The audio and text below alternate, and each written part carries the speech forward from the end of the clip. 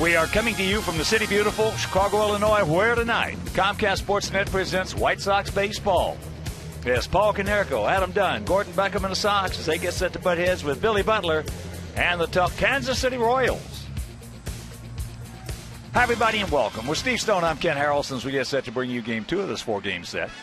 In the opener last night, we lost that ball game 3-2. Home runs by Konerko and Dunn. Rienzo pitched well, but tonight we've got an ace on this ball club, and he's going to be out there on the bump this evening. Chris Sale should be a lot better than he has been this year because he's been throwing the ball unbelievably well, but he doesn't have a whole lot to show for it. Last time out against the Tigers, he was absolutely brilliant. Had a 6-0 lead into the ninth inning. You might remember that one. It was a disaster, but Sale was as good as he can possibly be. He held down a very tough ball club and took it into the eighth inning, didn't give up any runs, but at the end, he got a no decision. James Shields on the other end of the equation probably should be better than he is at 12-9 this year. As you can see over the last 5 starts, he's been brilliant. His ERA 3.5. He's a guy who doesn't walk too many people, has a power changeup, and he's the ace of their staff. So a couple of aces going tonight. It should be a brilliant pitching matchup, and hopefully the Sox can avoid losing 100 by winning one tonight. Well, let's just hope we watch a good ball game this evening. So sit back, relax, and strap it down. White Sox baseball coming your way.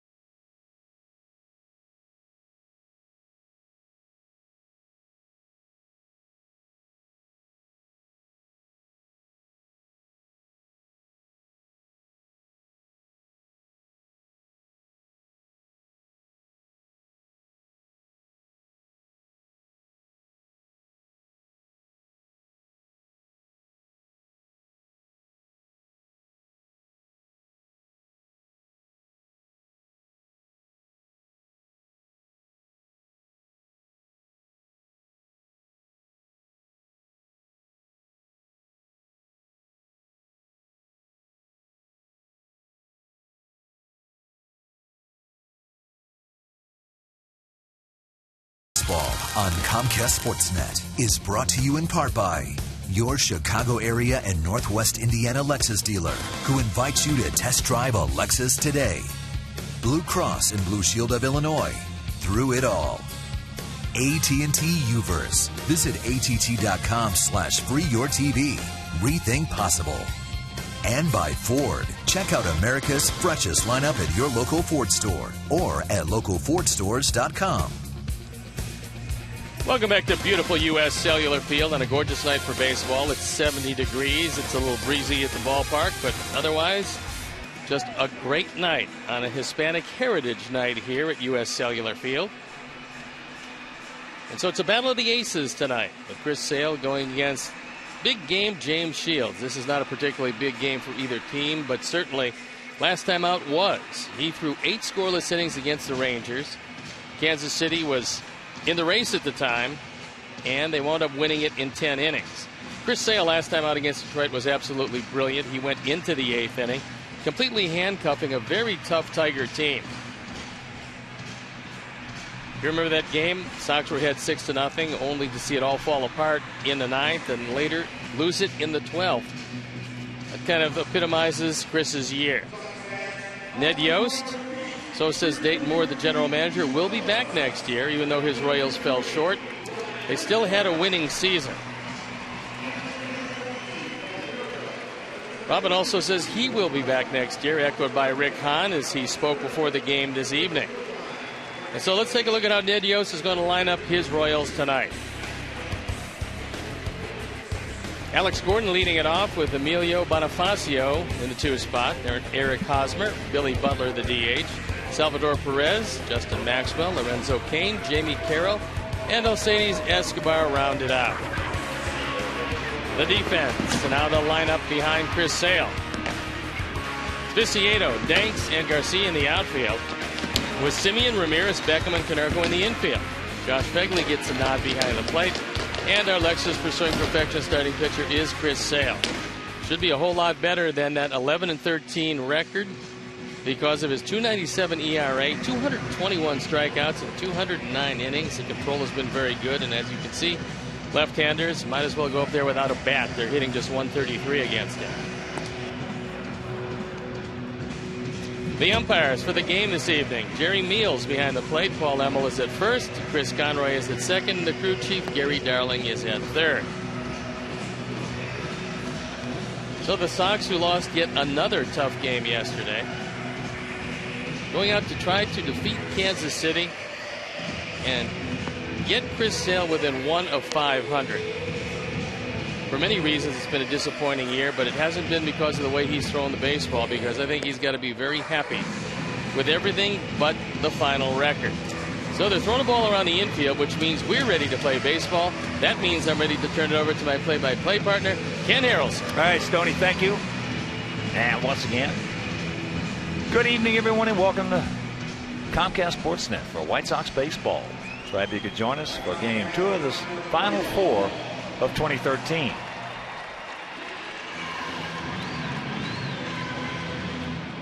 So Alex Gordon, the left fielder, gets set to lead it off. Alex 0 for 3 last night. Comes in hitting at .267, 20 homers and 80 knocked in. And the first pitch of the ball game taken inside. Royals come in hitting at .260 as a club with a 3.46 team ERA and a bullpen who has the second best ERA in Major League Baseball.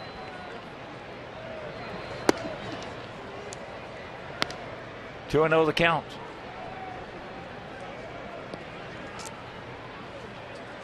This is the 17th meeting of the year between these two teams. In the first 16, we have split them. That's 2-1. And here at the ballpark, 330 down the left field line, 335 down the right field line, 375 in the gaps, and 400 straightaway center. Count evens at 2. If you missed the game last night, Rienzo, as I mentioned, 6+ innings, 2 earned runs, 4 hits, 1 walk, 4 strikeouts, and he gone.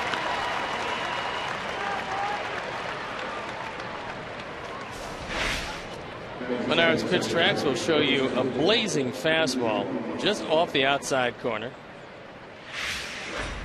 And Gordon swung through it. So there's two left-handers in the lineup. Normally, Chris has no problems at all with the lefties. There's Gordon and Hosmer tonight. Emilio Bonifacio, one of the better names in baseball. Takes low ball 1. Emilio at 243, 3 homers, 29 driven in. Did not see action last evening.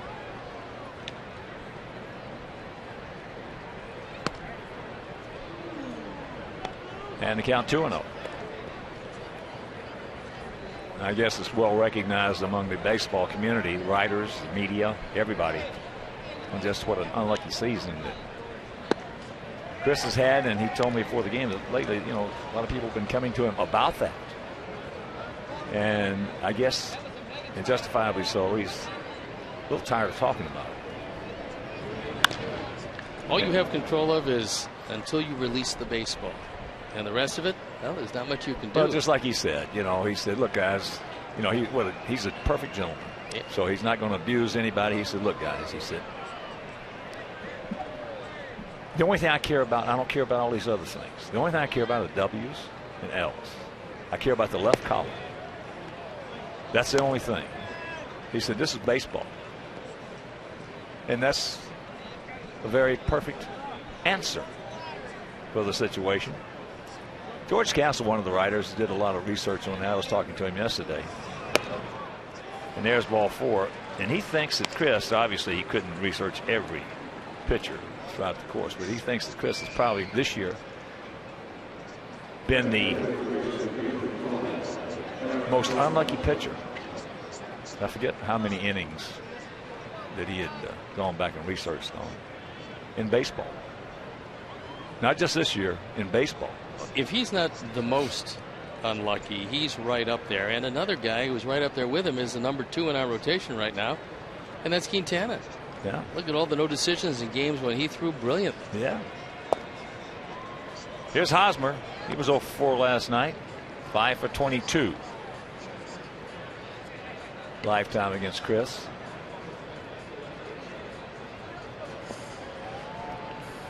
Bonifacio, not a guy you want to walk. He's 27 for 35 in stolen bases, and he has a good lead.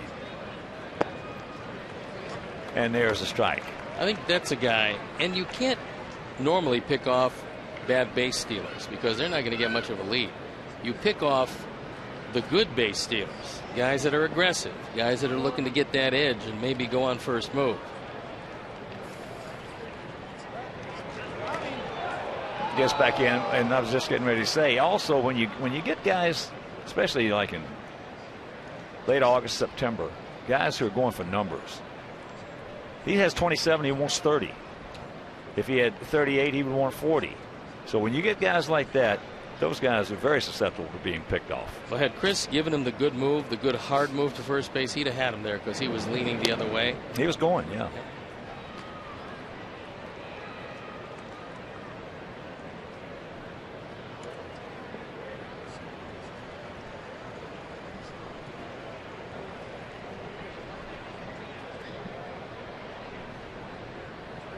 There he goes. No chance with that sweeping slider. That ball was way outside, and Josh Fegley had to move quickly to his left. It pulled him well wide of the plate, and there was no chance to get a throw off.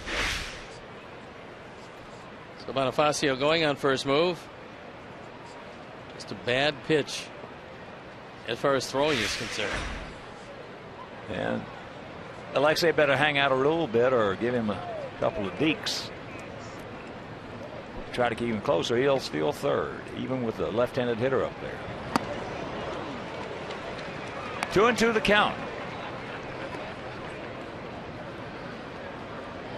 Those guys get towards those numbers towards the end of the season. They want to get them.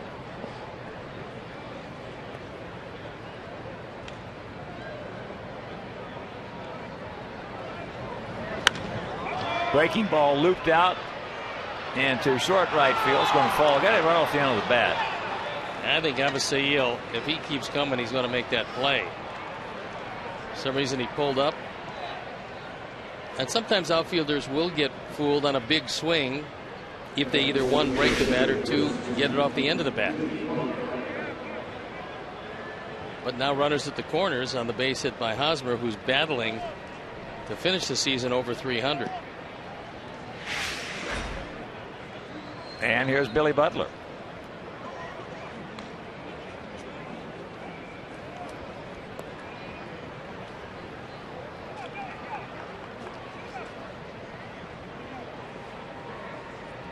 Billy at 286, 14 homers, 78 knocked in.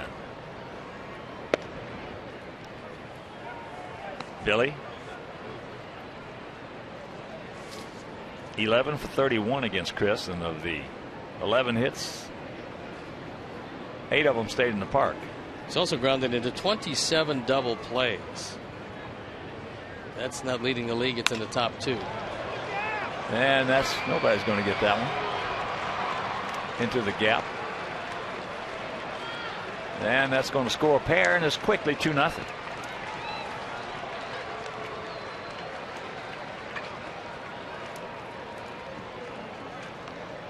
Butler's now driven in 80. And he crushes this ball. Butler just happy that somebody's pitching to him, because they've been pitching around him a whole lot lately. And Hosmer, with very good speed, able to score easily.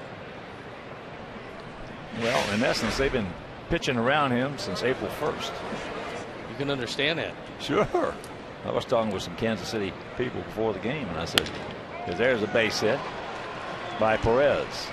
And I told them, I said, if you guys don't get anybody to give Butler any protection, you're not going to win any more games next year than you did this year.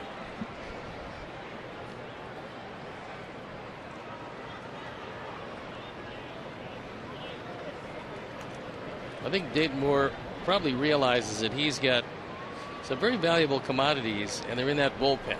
And I don't say you tear it apart because it's a really good pen, but you're going to have to make a deal. And that seems to be the logical place that the deal would come from, because that's their strength. They got a lot of great arms out there, and Don Cooper now goes out to talk with Chris Sale, who's given up 3 straight hits and is trailing 2-0 early. Well, there's the one place I would not go out and make a deal for. I'd leave that bullpen. That's the best bullpen in the American League and the second best in Major League Baseball ERA wise. I'd trade a starter, or I'd trade a position player, or I'd trade some prospects before I'd break up that bullpen. We don't know what they have in their farm system. Yeah, I think, well, the best player was Will Myers. They traded him already. I'm not sure they have the top prospects to move. As far as the starters, I think Santana is going to be a free agent, so they won't be able to do anything with him. Wade Davis won't bring him close to what they have back, and Bruce Chen, well, he's a little long in the tooth. Yeah. I don't think they want to trade Shields. And they're not going to trade Danny Duffy. No. And they're hoping he can come back with as good an arm as before the surgery. So that leaves the current route, which they call it MONEY. It's been so.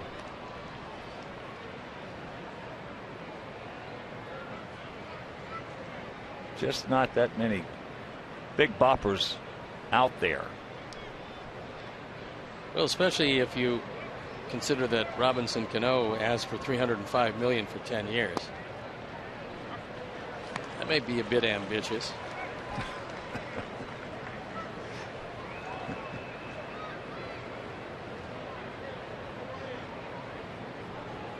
Well, the irony of this big contract era is the fact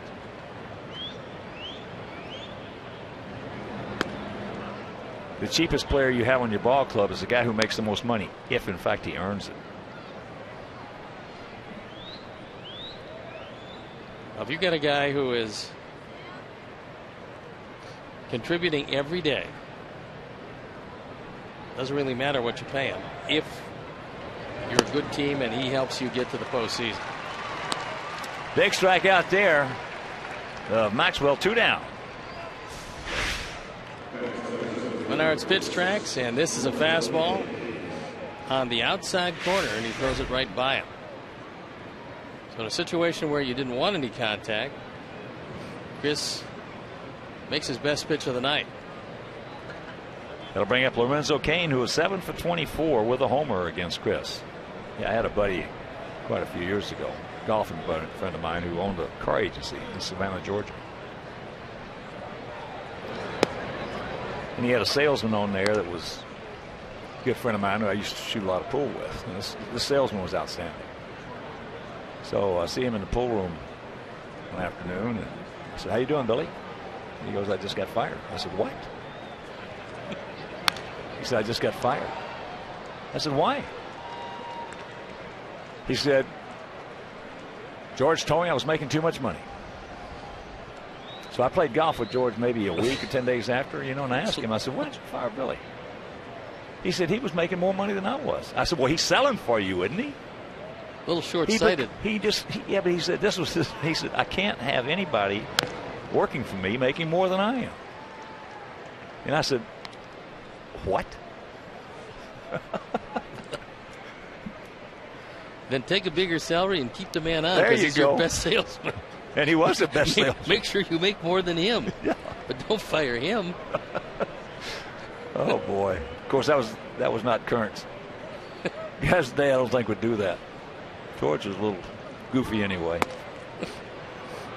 That's why I played golf with him. He was a bad better.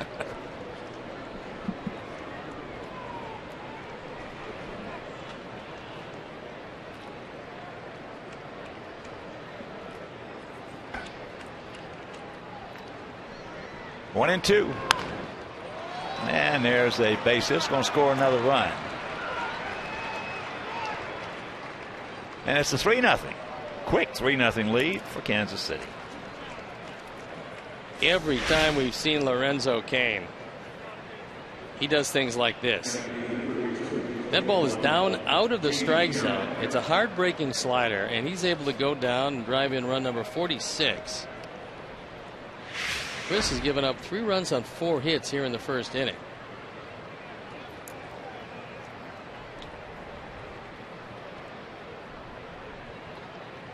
Jamie Carroll, 39-year-old veteran.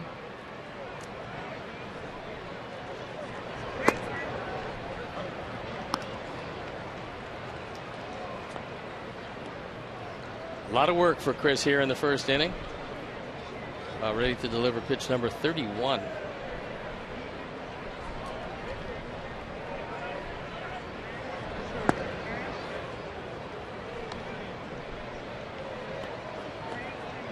Two on.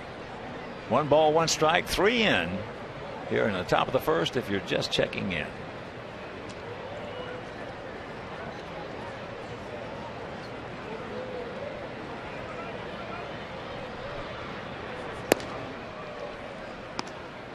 Two and one.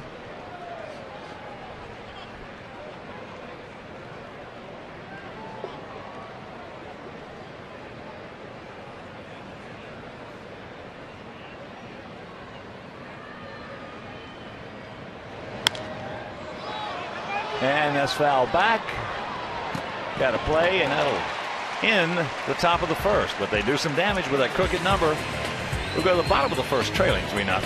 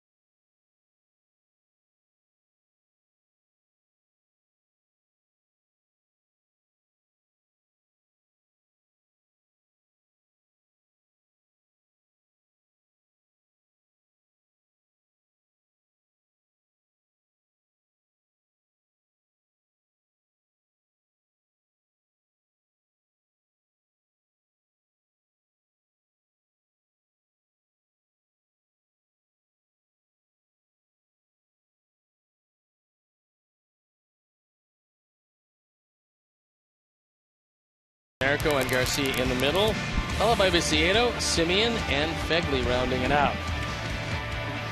The defense, and now they'll line up behind James Shields, Gordon, Kane, and Maxwell in the infield. Carroll, Escobar, Bonifacio, and Hosmer. Salvador Perez behind the plate, and our Lexus pursuing perfection starting pitcher is James Shields. 12-9, a fine ERA of 3.21. Got very good control, great straight change, and usually pinpoint control with that fastball. And he's a good competitor. You know, a bona fide #1 starter. Jordan, thanks. And before we show you our picks to click, you at home select yours. Jordan hitting at .240, 4 homers, 11 knocked in.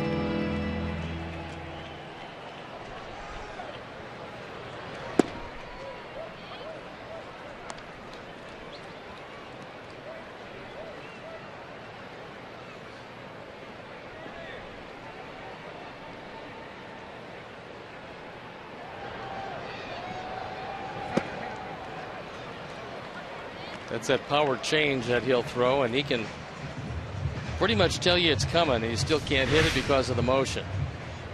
It's great motion, looks just like his fastball leaving his hand and then just disappears. That's why it's a power change. One down.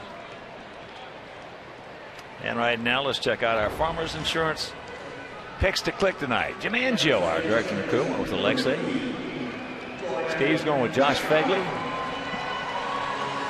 And Joanna Aguirre, myself, we're going to go with Gordon Beckham.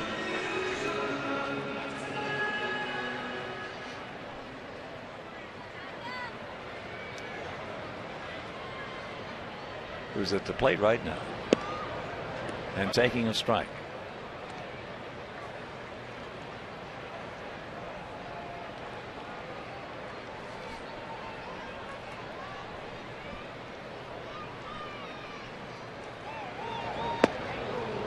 Going to the count.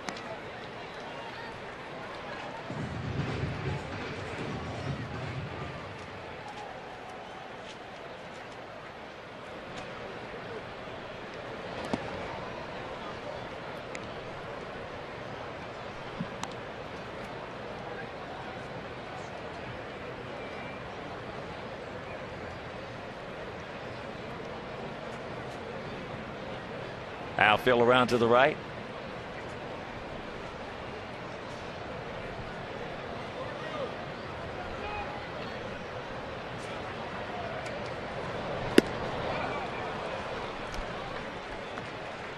Shootout. It looks like James Shields has got the A game going early. That ball was off the plate. Gordon expanded his zone, goes down on strikes. 2 up, 2 strikeouts.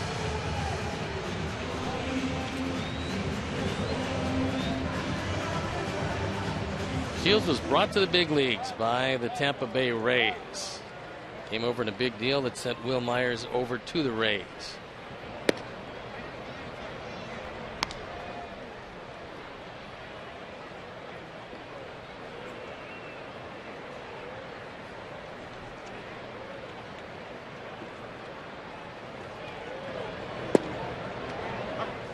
One and one to count.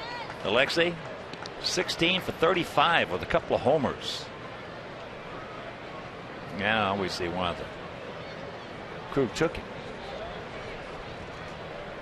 Front runners. Yeah, they are. Pass back through the middle.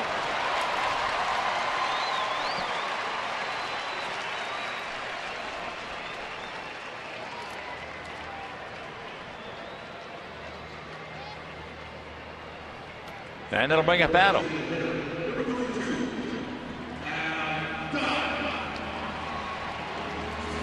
Shields is going after win number 100 in tonight's game.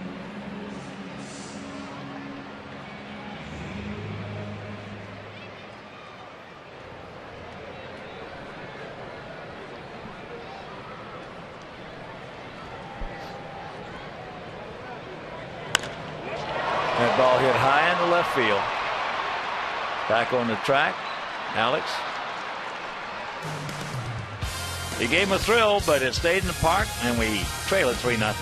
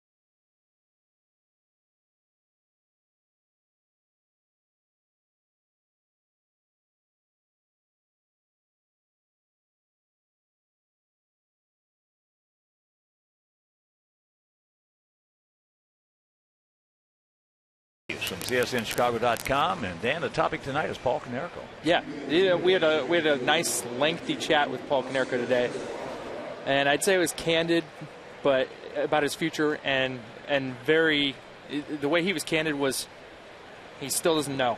I mean, he's very uncertain, and you can tell that this is a decision that he's not sure that he was happy with how he's not questioning it, but he maybe wished he had spent more time before this season thinking about whether this would be his last season or not. But he was very open about the fact that he just doesn't know. He said there's a list of 20 things going on in his mind that says he should be back and 20 that says he shouldn't.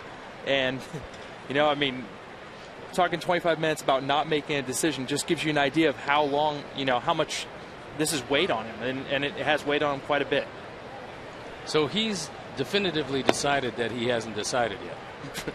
Pretty much, that's exactly what it is. But I'll say this. There were a lot of signs that I think all of us picked up on that I think that he really wants to come back. He did say for certain if he comes back, most likely next year is it. That next year would, he's ready to make his mind up before a year, and I think that's very certain. He also said that if he wants to come back, that this would be his first choice. The idea of playing somewhere, this would be it.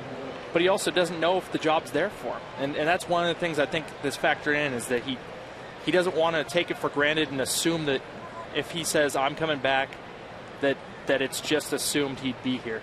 And, I definitely can respect that, because I think that a lot of people say, well, if he wants to come back, it's his. That it's assumed that way. But obviously there's some things here that need to be fixed. The offense went from 4th in runs scored last year to 29th in the majors right now, and I think he knows that uncertainty is one of the factors. Want to know the count? Alex Gordon, who led off last inning with a strikeout, and they promptly scored 3 runs. Well, we've seen this many times. Steve and I both have seen this many times in the past, where you get a veteran who's had a terrific career. And for the most part, certainly started off with the Dodgers. He was in Cincinnati for just a cup of coffee. But for the most part, always been a White Sox. Or always been with one team. And they have a lot of trouble. You know what usually decides it, Danny? Their body.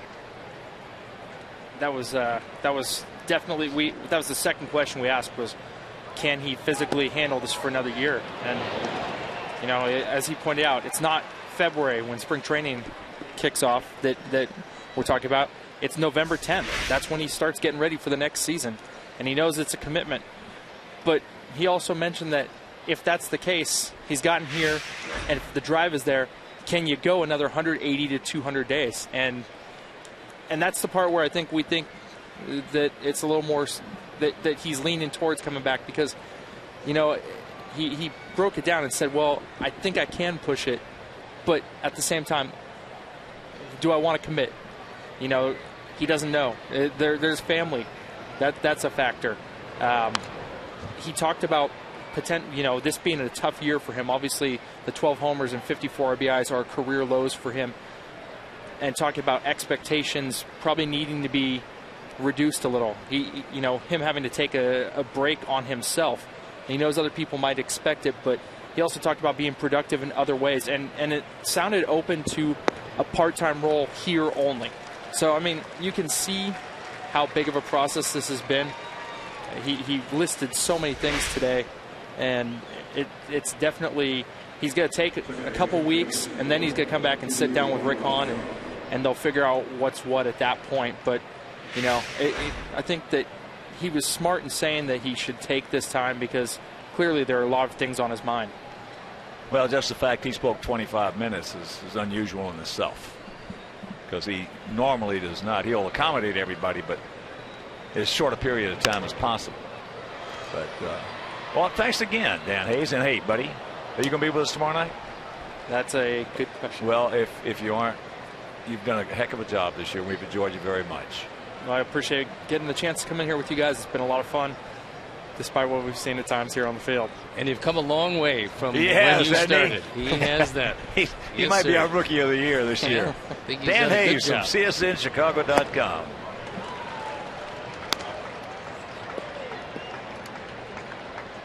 Bonifacio started off that 3-run first with a 1-out walk.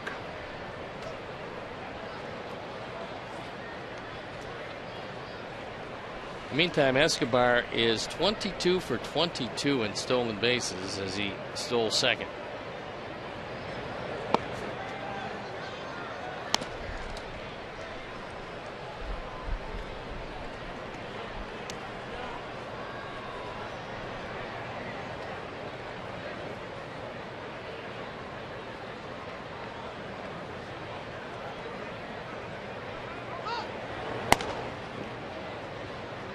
Two and two.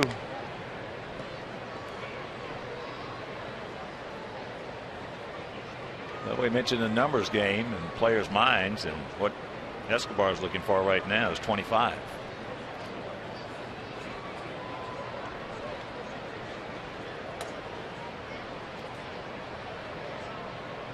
Especially with 1 out right here, he's looking for 23. High breaking ball, he gone. Fourth strikeout for Chris Sale. This ball is out of the zone. Bonifacio, who's a switch hitter but a better right-hand hitter, swings right through it.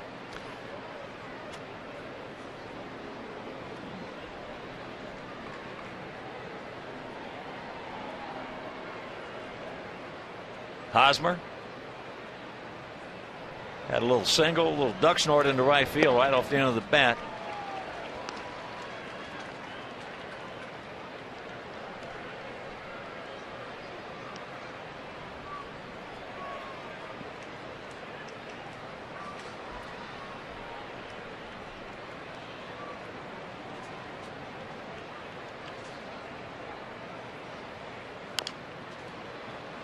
And that's foul. So the count 0-2.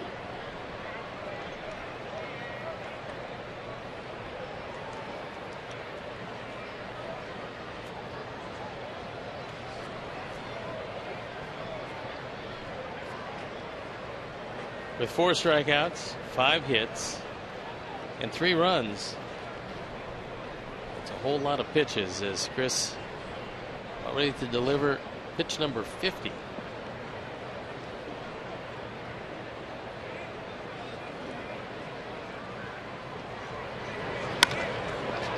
Yes, timed it perfectly, and that's a hang with him. After an inning and a half, 3-0 Royals.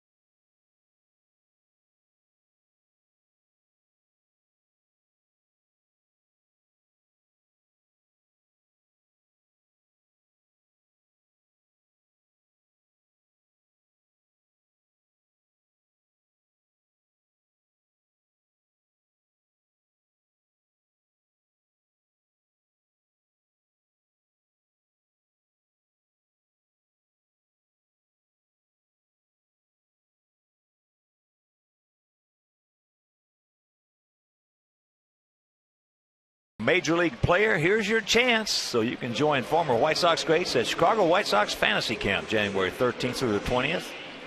2014 at the White Sox Spring Training Facility, a beautiful place in Glendale, Arizona. So 312-674-5398. That's going to be a lot of fun. Stoney and myself's good friends is going to go out there and make an arse out of himself. No, I think he'll do fine. I think for the half hour, 40 minutes he stays healthy, I think he'll have a terrific time. Jim Kenneth Terrell, alias Jimmy Olsen. He'll do well. He was born to be a DH. I'm going to make sure that Bill Melton and all the guys, that they have the ambulance and paramedics and everybody ready.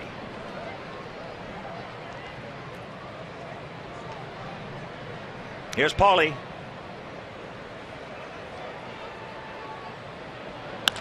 That ball hit into left field, right at Alex. And if you missed that game last night, here's what Paulie did leading off the second inning.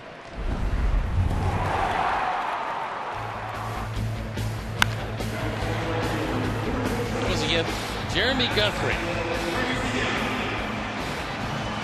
That was his 12th home run, his 54th driven in. He had a 1-1 fastball on the inner portion and took it out of the ballpark.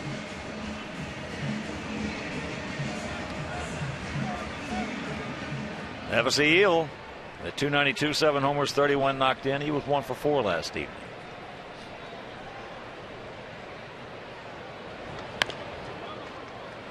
And that's foul. That fastball was running awfully hard in on his hands.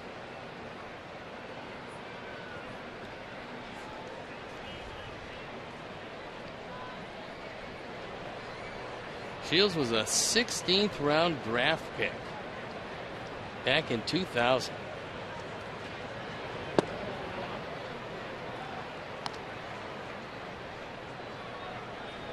This will be the 7th straight year he's won in double figures.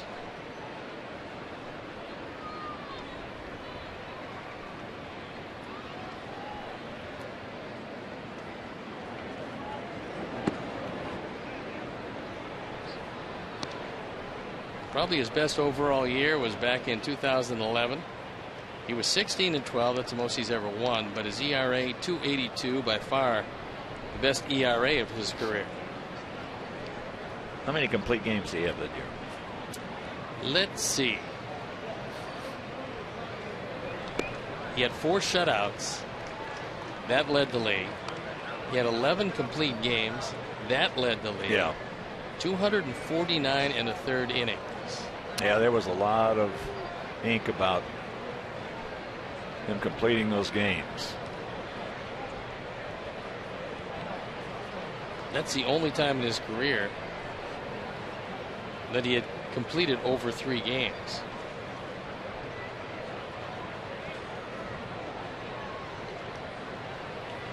And he won't match that because he's only completed 2 this year. But on the other side of that page, he maxed out his starts. Yes, he did. This is his 34th start. American League leaders in innings pitched. Iwakuma's had a terrific year with Seattle. Shields leads the way. R.A. Dickey right there. And Dickey's going to the mound. He leads Tampa Bay 6-2, by the way, in the bottom of the 6th inning. And that's a big game for Tampa Bay. And that's out number 2. Third strikeout for Shields. Good stop by Perez. Probably not recommended unless you got very good hands, because he didn't intend to block it, and you don't have to if you can catch it.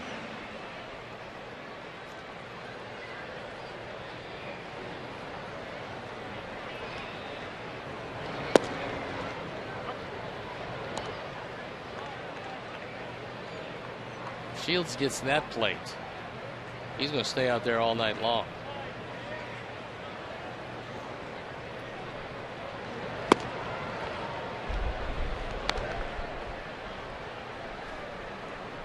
Well, there's a possibility that the Rangers, the Indians, and the Rays could end up Sunday in a three-way tie.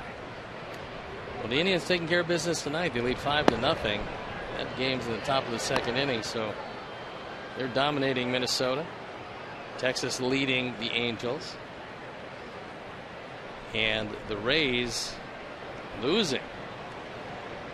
That could be interesting.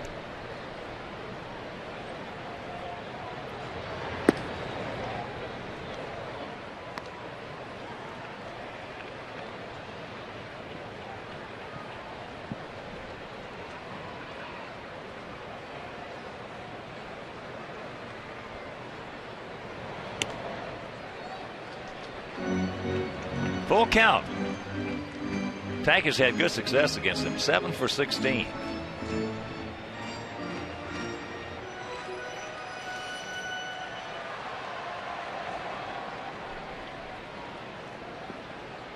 Now Cleveland,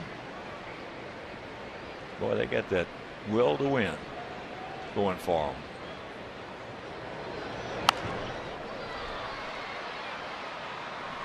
And what we've been on is not unlike a golfer. When you get on that bogey train, you just can't get off of it. We've been on that bogey train here. Quite a good portion of this season. Yeah. Just could not get off of it. Once again, the payoff. And once again, a souvenir.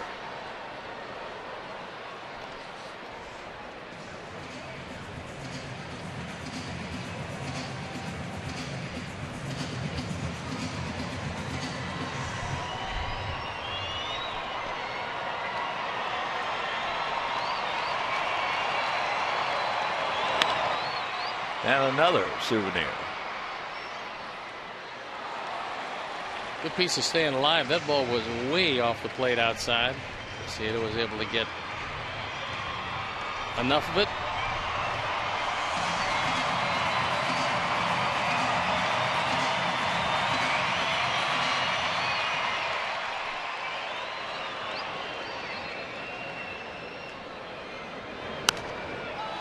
And that's straight back underneath Steve.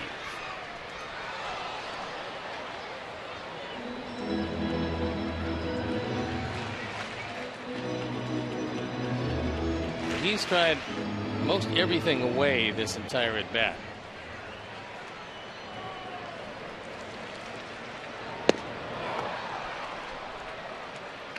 So he has 4 strikeouts, and he leads at 3-0.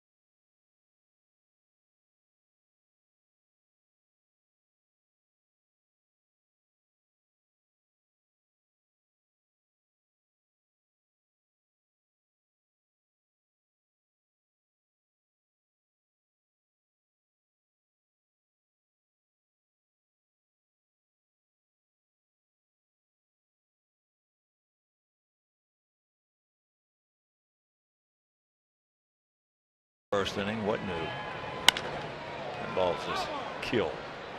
Meanwhile, strike one. That fastball was just 91 miles an hour, so hopefully Chris is holding a little something back.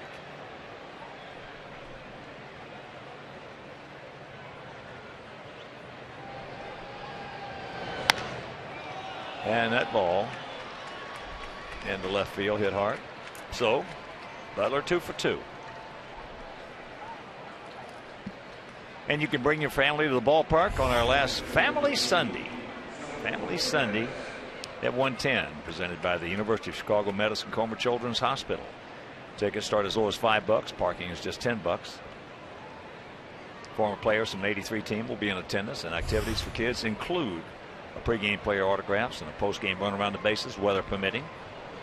Sox and Comer Children's Hospital teaming up to promote a healthy lifestyle and combat childhood obesity. So WhiteSox.com or 866-SOX-GAME.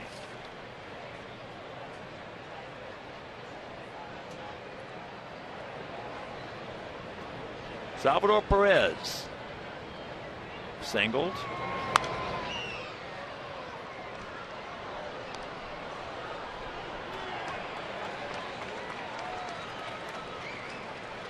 One of the better young catchers around the major leagues, by whatever standards you care to evaluate.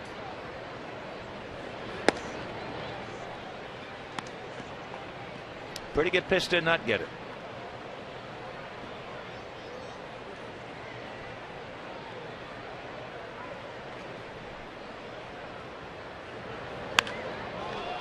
And that is going foul. Right size, wrong shape. He was bidding for his 12th home run. And this one looked like a changeup. Had the whole plate, and fortunately Perez got around a little too quickly.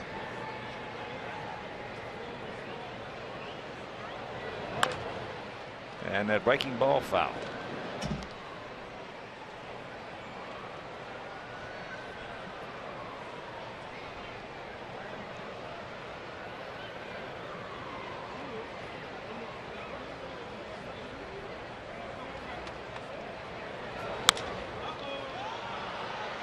And that has popped up into short center field. Watch out. Now Gordon over the shoulder. They're going to double up Butler. It turned out to be a tremendous quote decoy there. And a heck of a play by Beckham, because Dice just couldn't get there.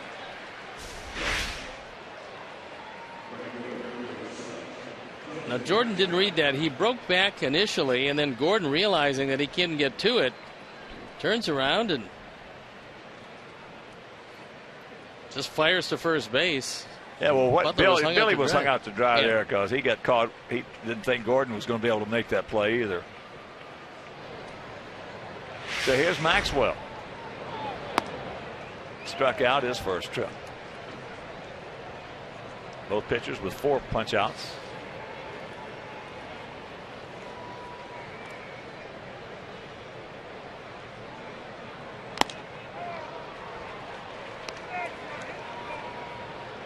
Some on that fastball at 93.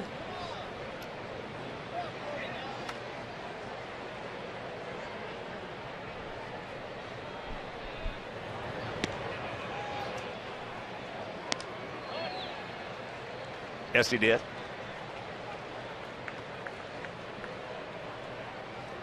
One and two.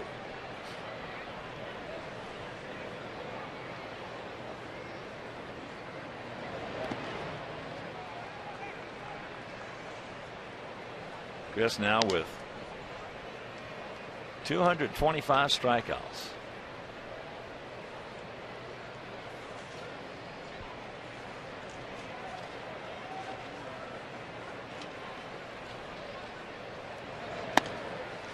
Make it 226. And we'll go to the bottom of the third. It is 3-0 Royals.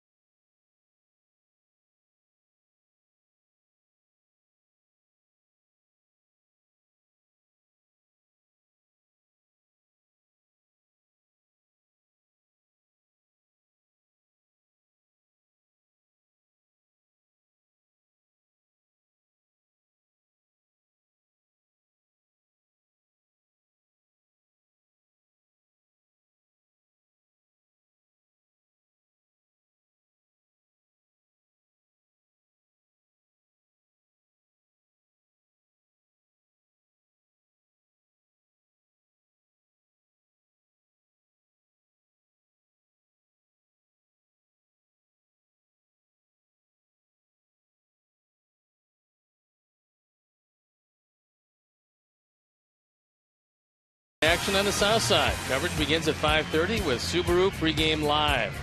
Don't miss White Sox Royals tomorrow night at 5:30 on Comcast Sportsnet.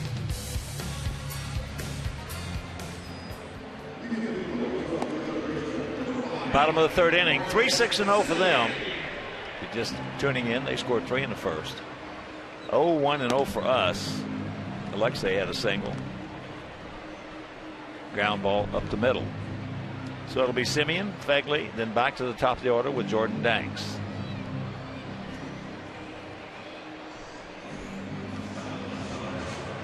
And top of the third in Texas, Angels and Rangers tied at 1.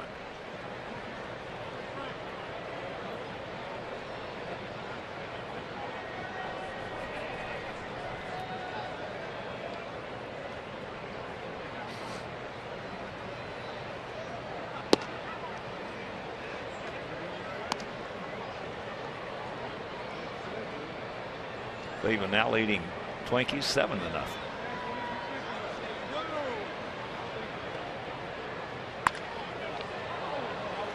Well, they might need it if Terry Francona decides to go to Chris Perez again.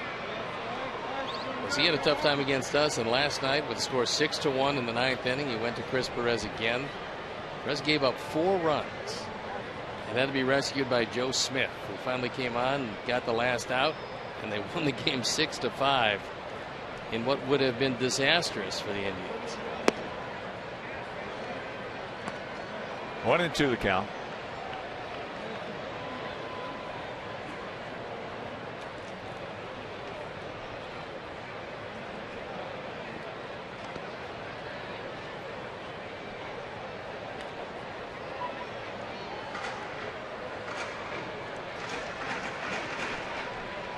Toronto leading Tampa Bay 6-2, bottom of the 7th, up at the Rogers Center.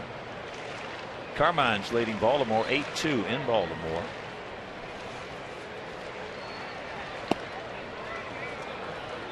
As that is out number 1, 5 strikeouts now for Shields. Pittsburgh leading Cincinnati 4-1. Top of the 6th, it's Great American Ballpark.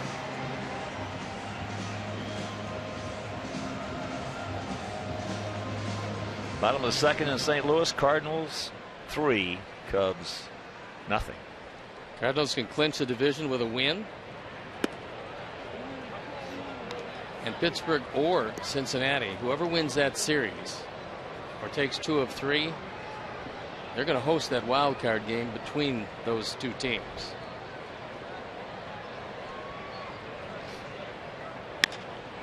That ball hit hard into right center field, but they got a man there, and his name is Justin Maxwell.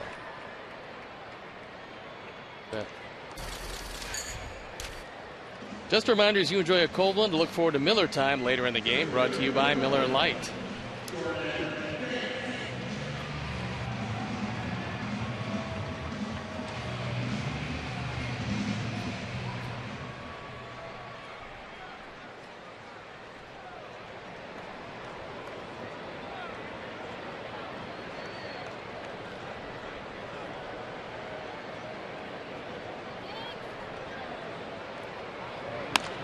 Ball hit sharply.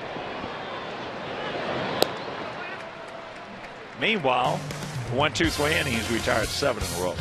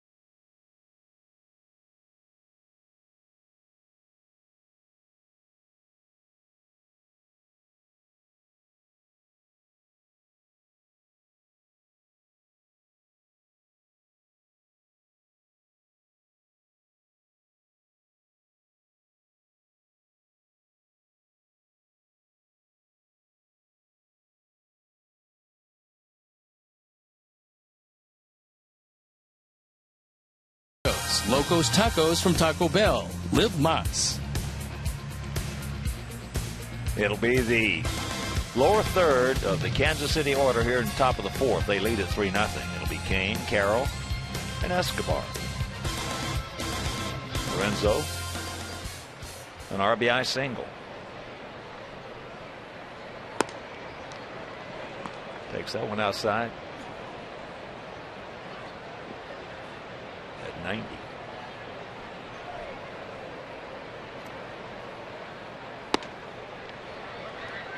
Does, of course, now more strikeouts than any left-hander in White Sox history.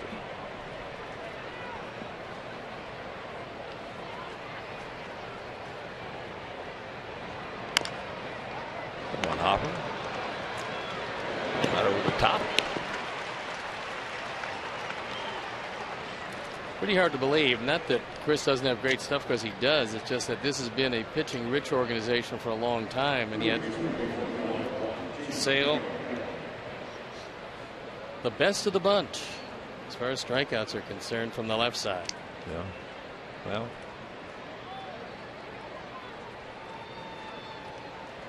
he ranks 5th in White Sox history.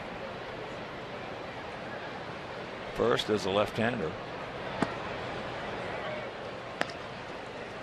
Old Easy Ed Walsh, back in 1908, had 269.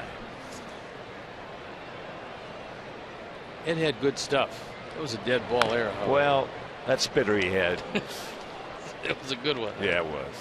It went hard.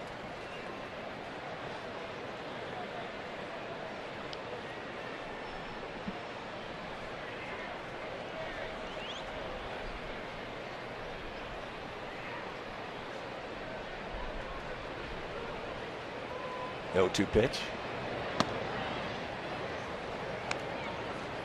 Pretty amazing in that wild card race. You got Tampa Bay. They've won 7 in a row.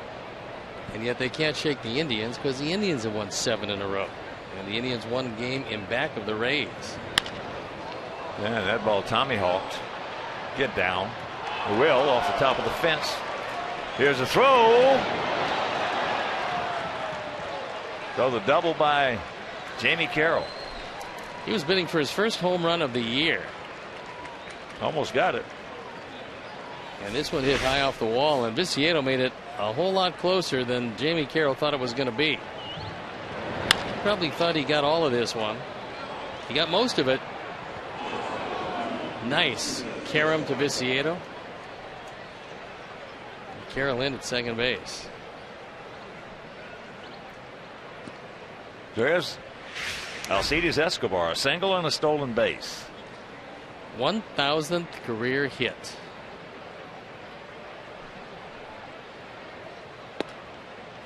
This guy's a good player. Good talent.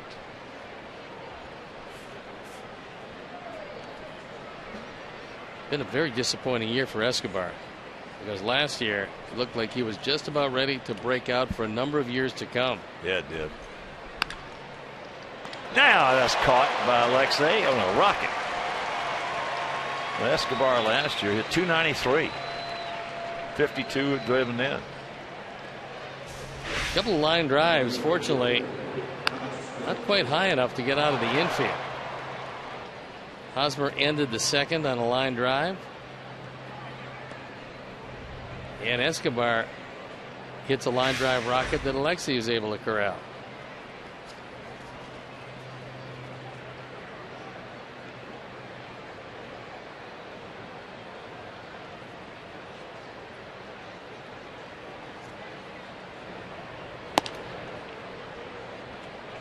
Alex 0 for 2 with a couple of strikeouts.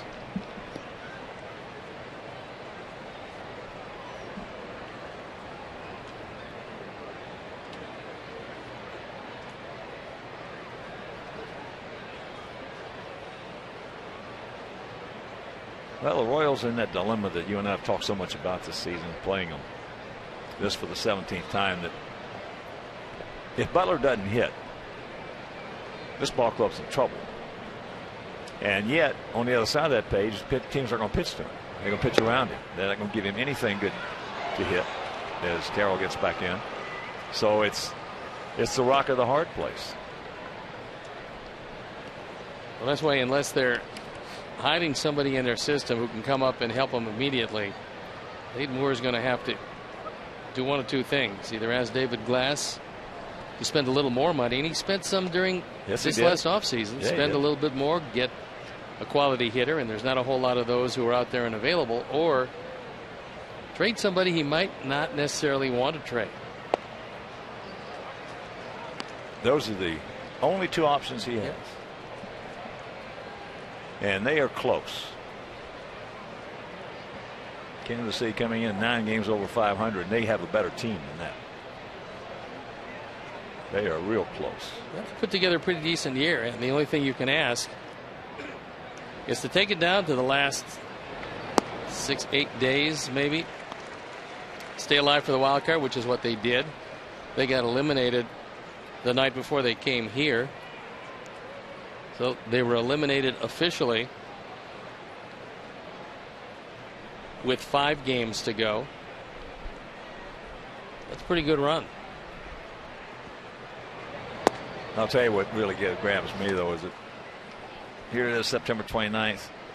A year ago, 3 days ago, on September 24th, a year ago, we were in first place. Yep. And had held on to first place for a long time last year. Yeah.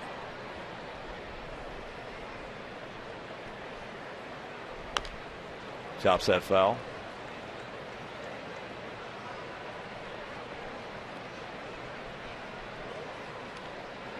"117 days this club held first place, and just 3 days ago, a year ago, in first place."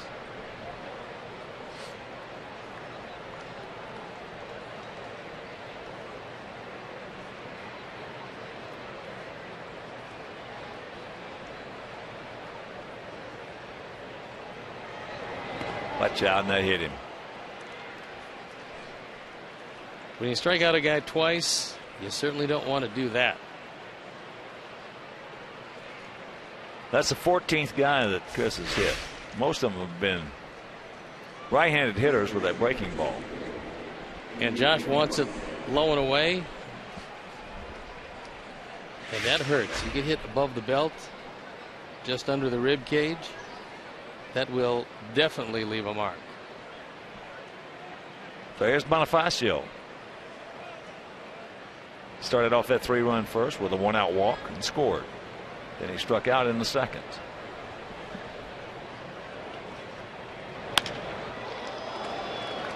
And that hit by a batsman is going to jump up and bite us for another run.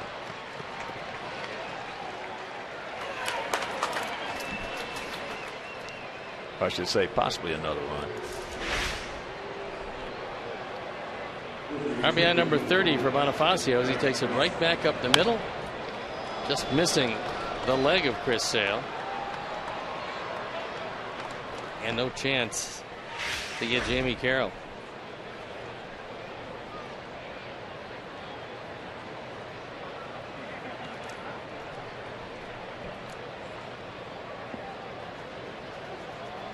So here's Hosmer.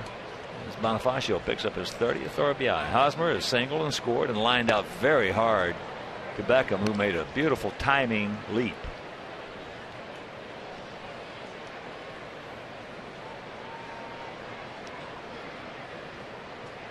Jamie Carroll's always doing something that hurt us.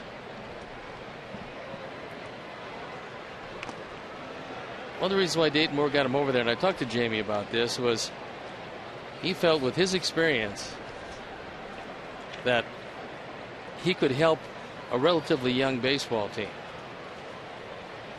They're congratulating him for hit number 1,000.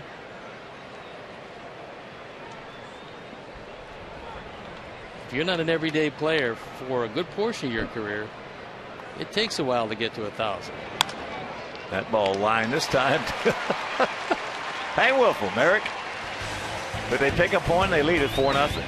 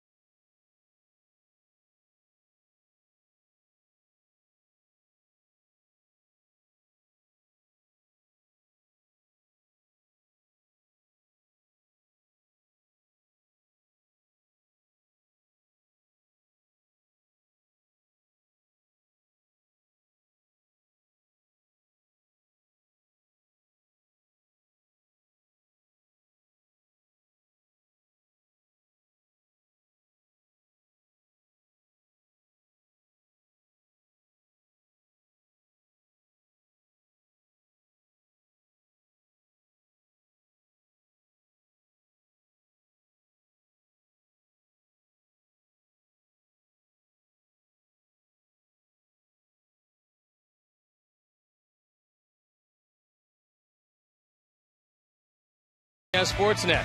Get the most comprehensive Bears game day coverage from a Chicago perspective. Listen to Chris Bowden and former Bears Dan Jickets and Jim Miller. So start your Sunday with Bears pregame live this Sunday at 11, only on Comcast Sportsnet.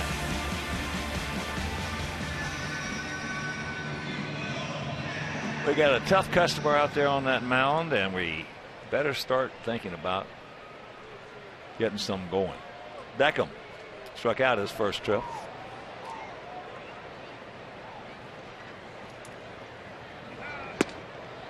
Well, he shut out the Rangers for 8 innings last time out, only to get a no decision as his team won 4-0 in 10. Well, Shields has had pretty good stuff most of this year.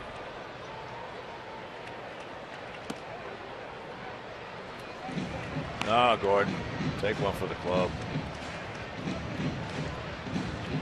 21 to count.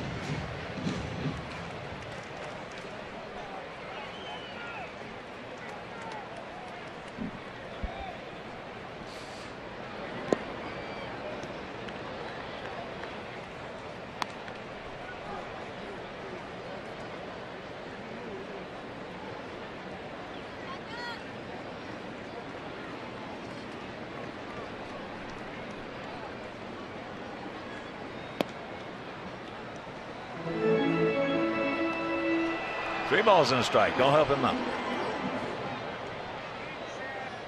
Cardinals now leading the Cubs 4-0. Bottom of the third.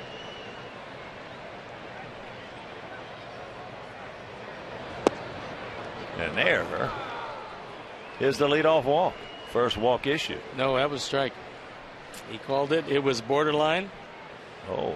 He gave Shields full count. Yeah, at the bottom. Bottom.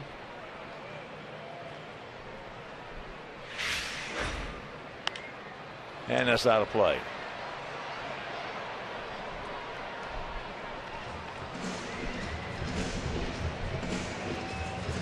Rangers have just taken a 2-1 lead. Bases loaded. Tursinski at the plate, and he took one for the club.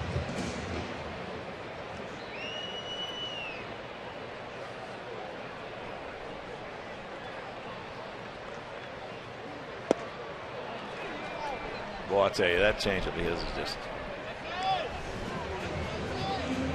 6 strikeouts now. Not afraid to throw it in any count. He's got 2 of them. One goes straight down and the other goes straight inside to right-handers. And yet you couldn't even come up with one. I couldn't even come up with any semblance of that. Yeah, but I'd still be pitching if I could have come up with that. Yeah, but he doesn't have a Cy Young on his mound. Not yet, but he's got a good shot at it. Hey, okay. That's by. Carroll down in the third base. Now here goes Alexia on his way to third to throw. Save.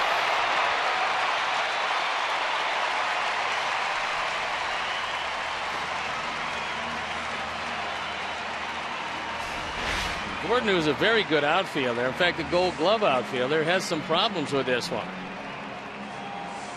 Right down the line, right by Carroll, a 3-base hit.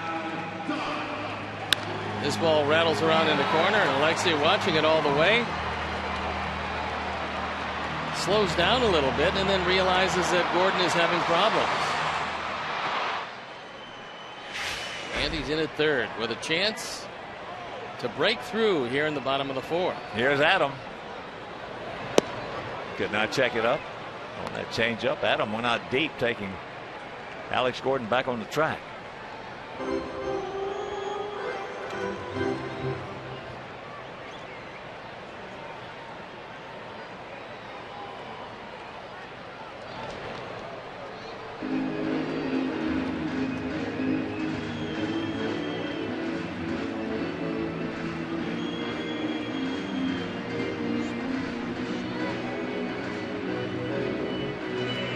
Rangers just scored another run on a wild pitch.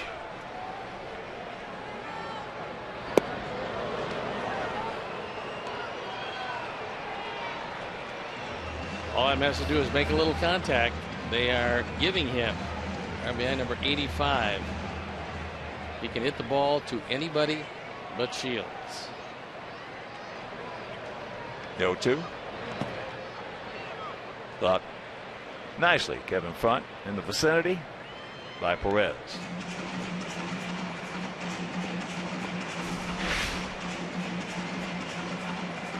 Perez pretty good at this. Goes down in hockey parlance, covers up the 5-hole. Saves a run for the moment.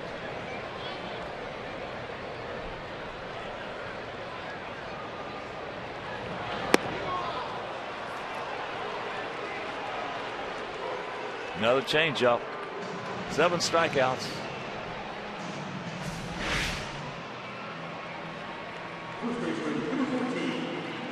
Every strike in this at bat was a straight change.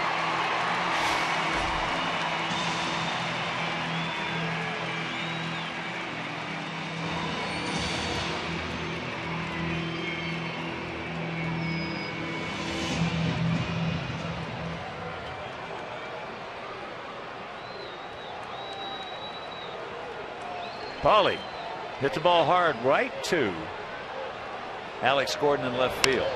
A breaking ball, high pop up. So we get a man to third, less than 2 out, can't do anything with him, and we still trail it 4-0.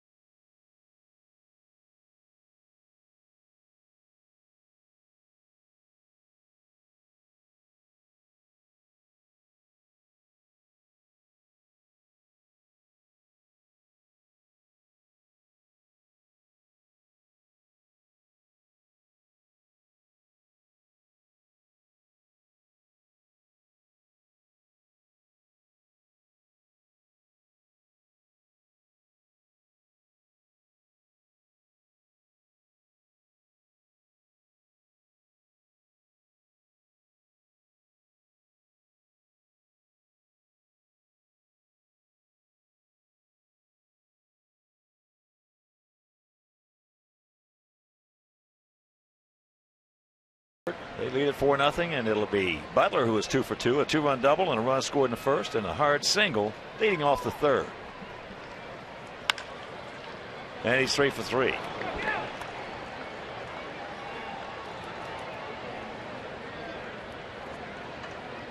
Not only 3 for 3, but 3 balls hit awfully hard against Chris Sale.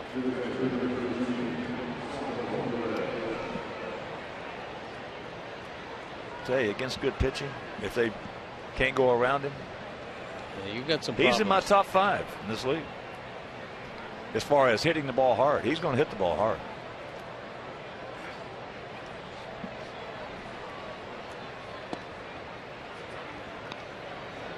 We saw Billy Butler as a very young man, and he was a major league 300 hitter coming into this year.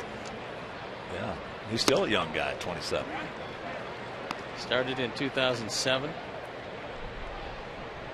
Never hit below 291, and Jake Petrichka loosening in the pen.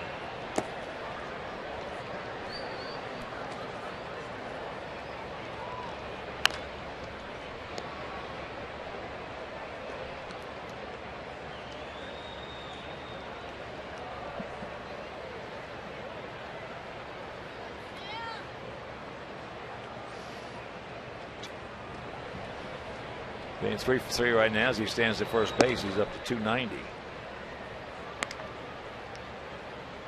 It's hard to believe if he ends there And I don't think he will, especially the way he swung the bat tonight. That'll be the lowest he's ever hit in his major league career.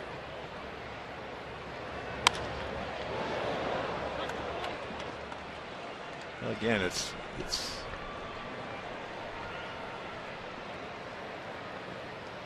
he's been in that position, which is tough. Our big hurt, Frank Thomas, the only time he ever got in trouble was when he was trying to do too much when he was pitching around, and he expanded his strike zone, got out of his own mode, so to speak, as Perez almost gets hit. And Billy's done a pretty good job of staying in himself, you know, as far as not expanding the strike zone and not. But we've seen him also in certain situations where he was trying to do too much, and that's the same with every team they play. That's why they have to get somebody to back him up. Is there as they take your time, back him up. 2 down.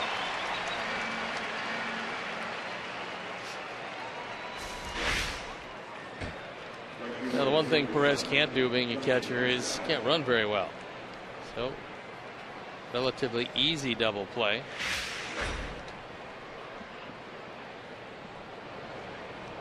Last year, the man you're looking at drove in excess of 100 runs for the first time. He had 29 home runs, drove in 107.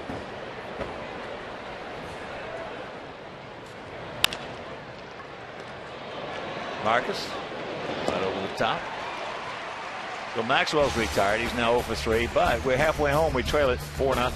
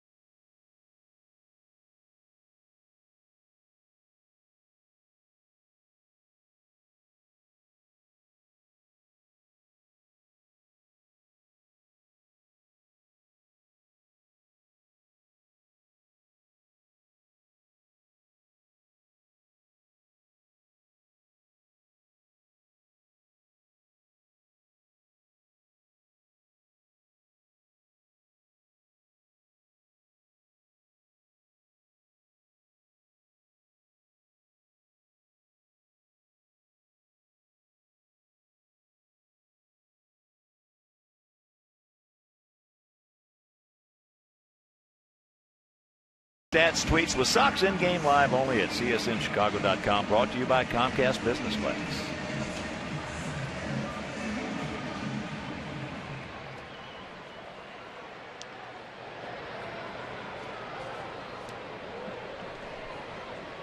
Here's Avisail. Can't get the breaking ball.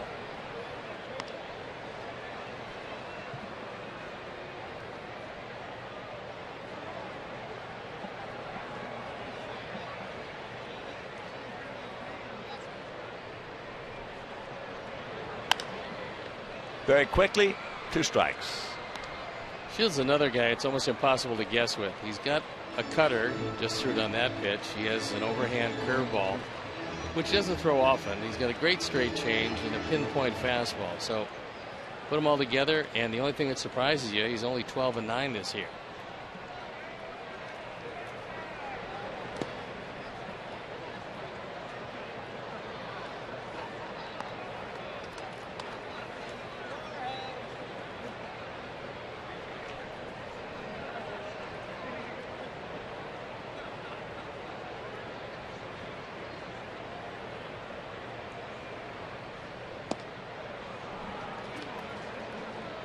One out.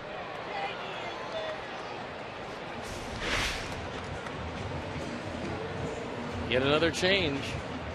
Yet another strikeout. Yep. He's got 8 of them. He wouldn't have had any problems with a Hawkeroo, I'll tell you that. Not with that changeup he's got. You take that changeup away, and I wouldn't have minded him all. Yeah. But You can't throw that in the equation. Grab some bench, Hawk. Can't read it at all. No. We've said it over the years many times. The worst 5 words you can tell a hitter is he's got a great changeup.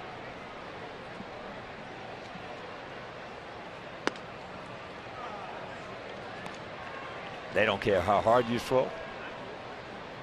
They don't care how good a curveball you've got.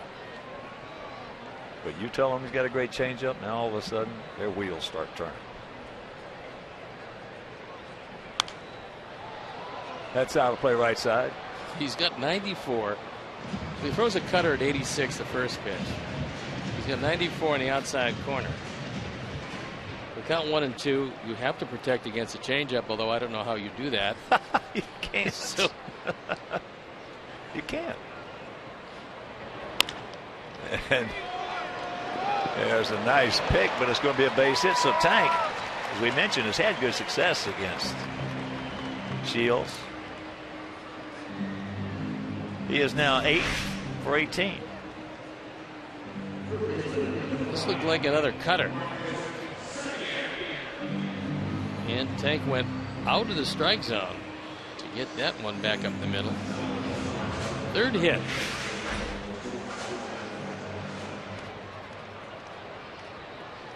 And here's Semien.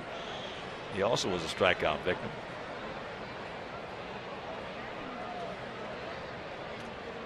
On the changeup.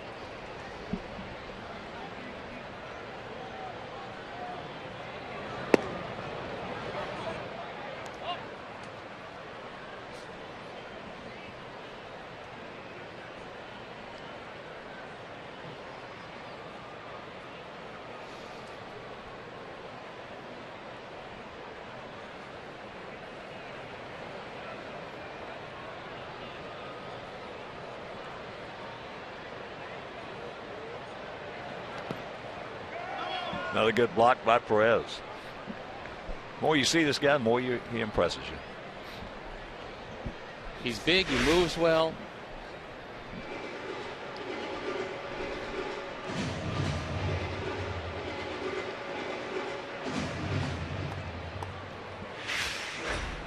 That was a tough pitch to handle, and he saved a wild pitch.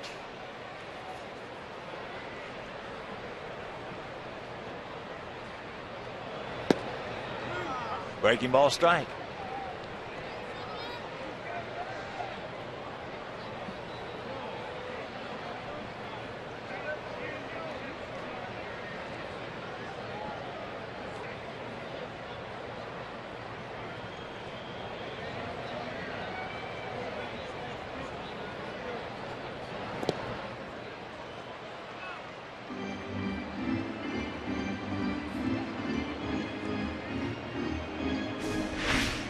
Shields going to throw a lot of pitches in the dirt. This was a changeup and almost got by Perez. Key word was almost. Almost.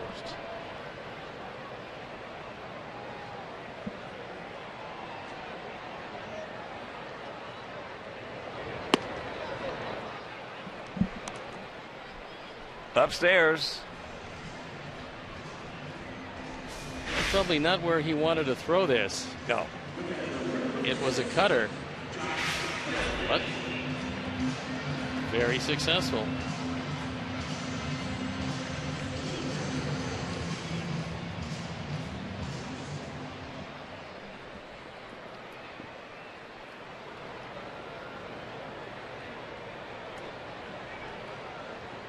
Here's Fegley.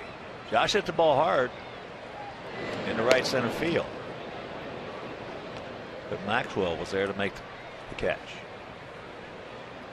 4-9-0 for them, 0-3-0 for us.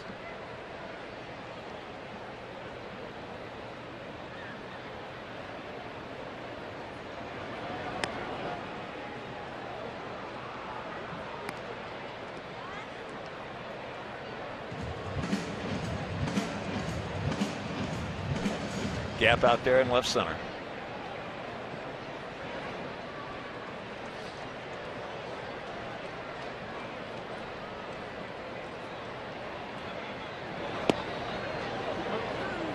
And the count evens at 1.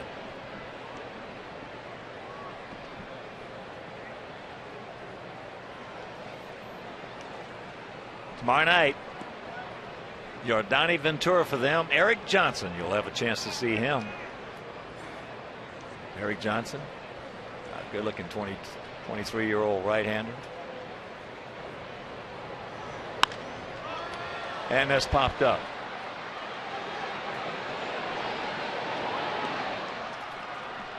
So a couple of strikeouts, a pop-up. We have completed 5, and we trail it by 4.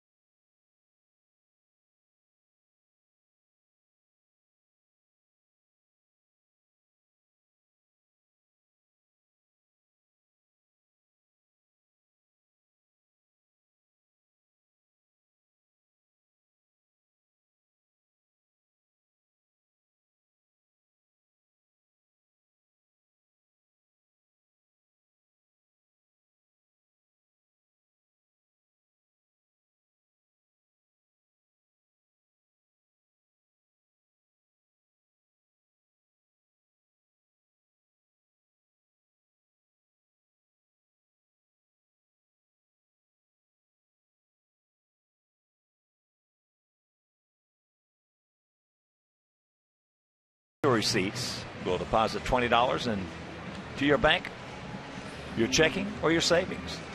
It's a very special thank you for becoming a new credit card member.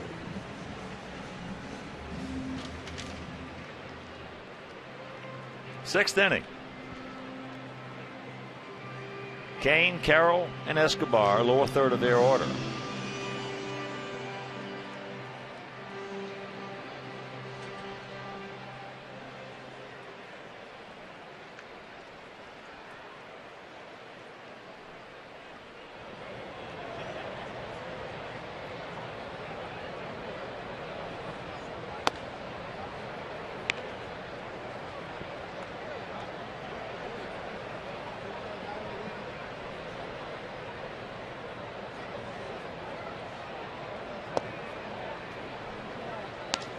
Two 2-0 the count.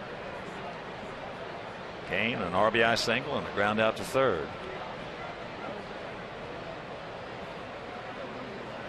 Boy, if he can stay healthy, he can play. That's been the big if, because when he's played against us, he's played well, and then all of a sudden he winds up getting hurt. He's on the shelf for a while, comes back. Same thing happens again. And that's softly hit off the end of the bat. Well, he put on the best exhibition we've seen in the outfield defense all year long. He turned one series around with his glove. Sure. He's capable. And Chris Sale has faced his last man for 2013. What a season he had. What a season he has had.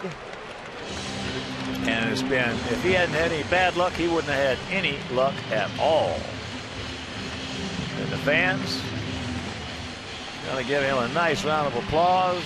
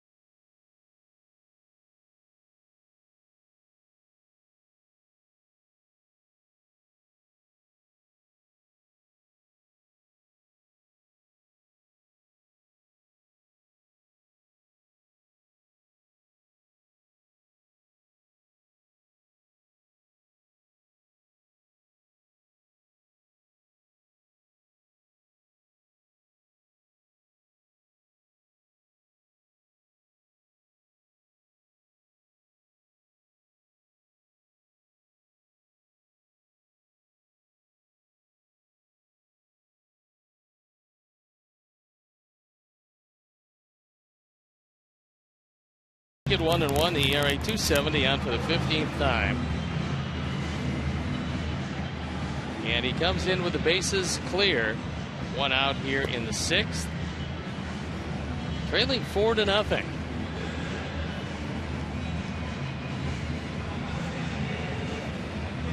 So Chris Sale threw 96 pitches, threw 5 1/3. Man, you talk about a competitor. He is a competitor. Woo. Didn't have his great stuff tonight. Gave up 9 hits, but he fanned 5, only walked 1 and hit 1. And finish up the season with 226 strikeouts. And a pretty substantial workload. 214 in the 3rd innings. Jamie Carroll fights that one off for a souvenir right side, and the count evens at 1. Jamie 1 for 2, a foul out to Fegley, and a double high off the fence in left field.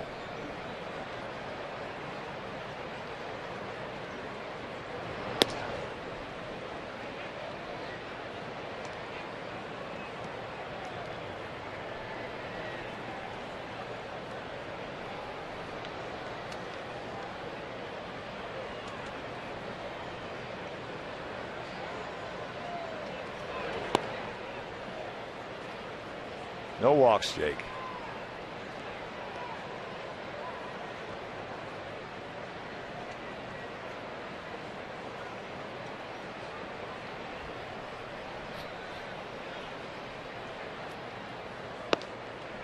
Full count.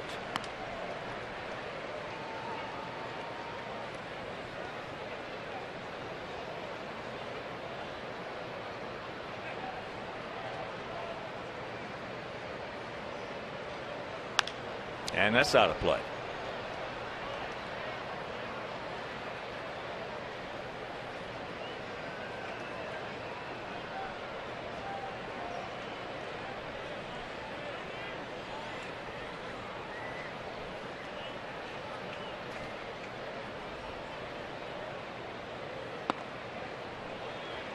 Pretty good pitch, didn't get it. And our tweet of the game, that's what you can do. You can send us your comments on tonight's game through Twitter using hashtag White Sox Talk, and we'll read one back later in the game, and it just might be yours.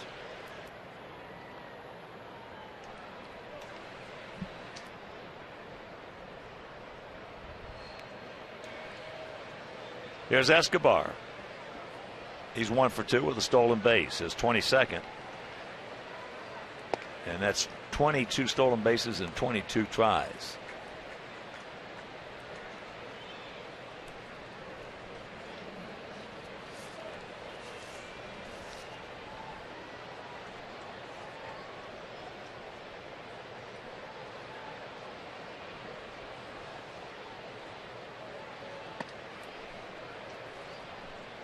Count evens at 1. Kansas City stolen 151 bases this year.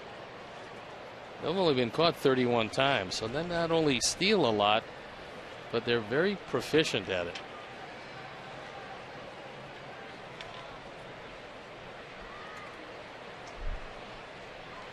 There he goes, and he gone.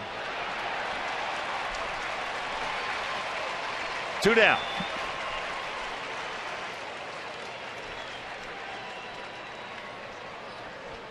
And Escobar swung at it. Jamie Carroll was going after his 3rd stolen base. Escobar. he was trying to protect him, apparently. But I hope so. But yeah, that's a little late on the swing. Not much protection there. And there's a base hit. He does that so well against us. He's got tremendous plate coverage against our pitching.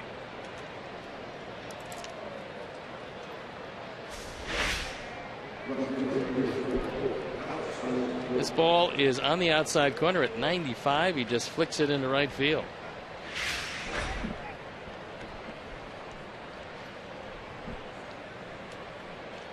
Some of the best plate coverage in the league against us. Here's Alex. Alex is happy to see Chris Sale gone. He's 0 for 2 with a couple of strikeouts, and then in the 4th inning he got drilled with a fastball.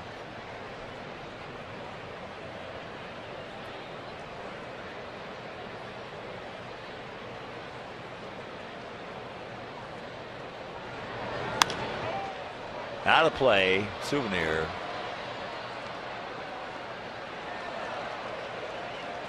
And the Loge.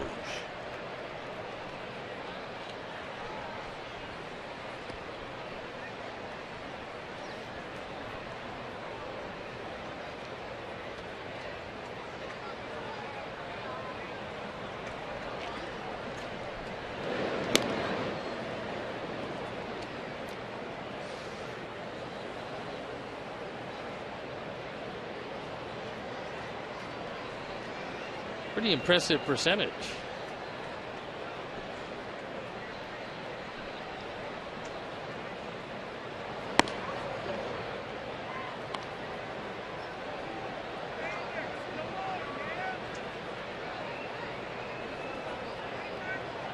Just one of the many #1 draft picks making up this Kansas City Royal team. He was the 2nd player chosen in the country.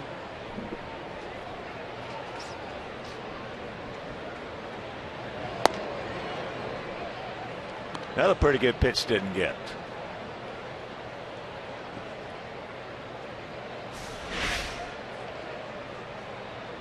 He's had a part of the zone. Had a good part of the zone.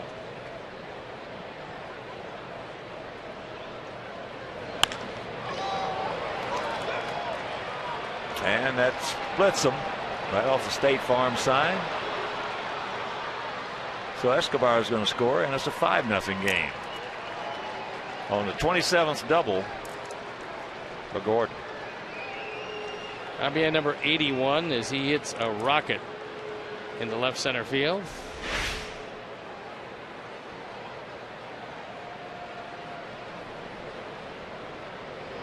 And with the great speed of Escobar, he scores easily.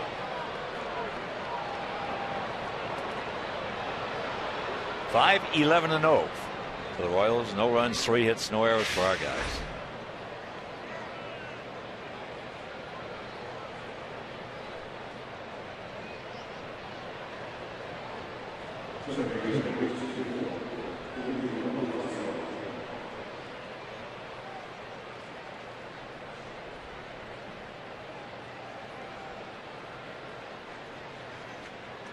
Emilio Bonifacio, a walk and a run scored in the 1st, a strikeout in the 2nd, and an RBI single in the 4th.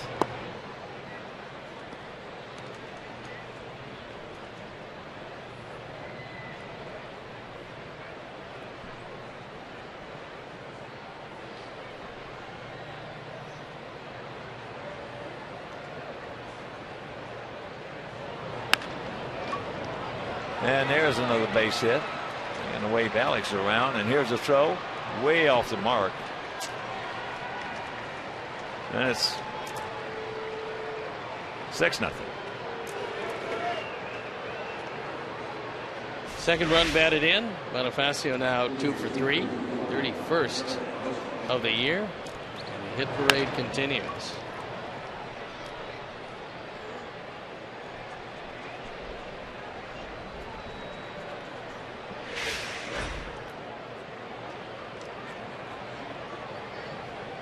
Chris Davis is homered in Baltimore. 53rd of the year. Now has 138 RBIs, 1 ahead of Cabrera.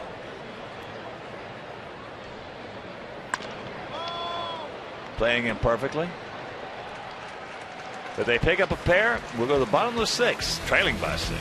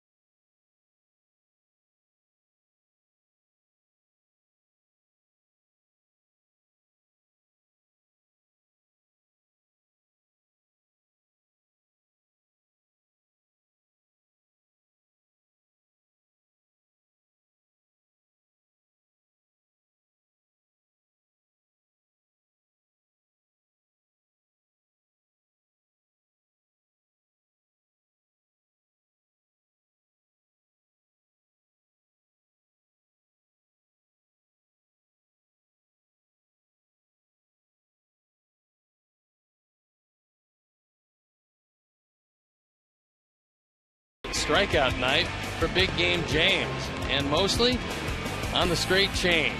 The occasional curveball, but that straight change has been absolutely overwhelming tonight. And he's been moving it in and out, up and down.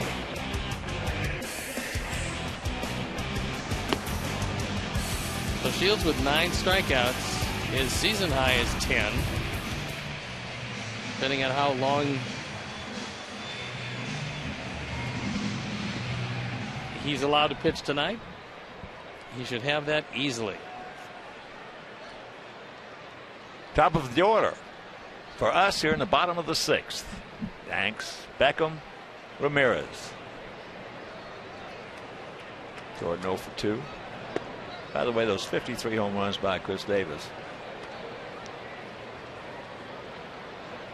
Other left-handed hitters who have hit 53. Babe Ruth, obviously. Luis Gonzalez. Ken Griffey Jr., Roger Maris, David Ortiz.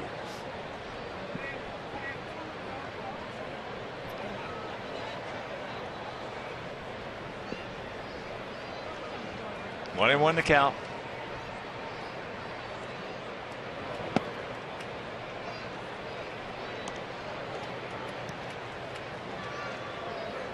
If you're just tuning in, Royals 3 in the first, 1 in the fourth, 2 in the 6th.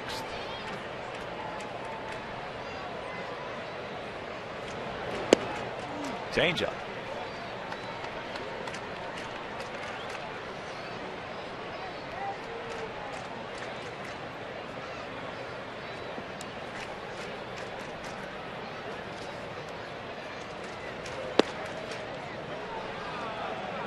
Calls him out on a bad pitch. That ball was way down and away. A real bad pitch. He's had a bad. We've had some good umpiring games. Jerry's had a bad night tonight behind the plate. You would think Jerry could see the low pitches. You'd think so. High level. He's down there. That's strikeout number 10. That ties the season high.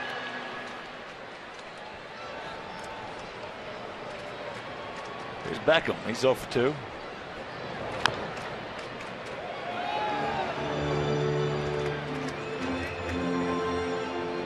Gordon just looking for a little contact tonight.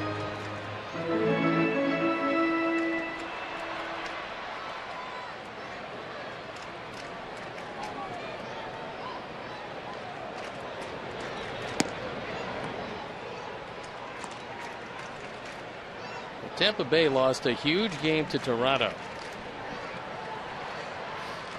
They lost 6-3, which means if Cleveland holds that lead at Minnesota, they'll move into a tie with Tampa for the wild card lead. And if Texas continues to hold their lead, which, well, they've given up at this point, now it's a tie game. If Texas wins that one, they'll move one game back of both those teams.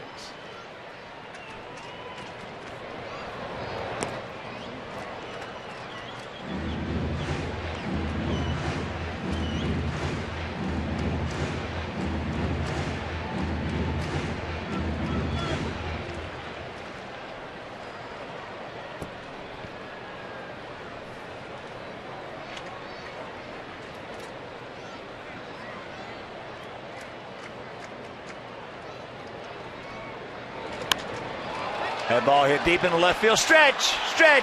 Gordon back, jumps. You can put it on the board. Yes.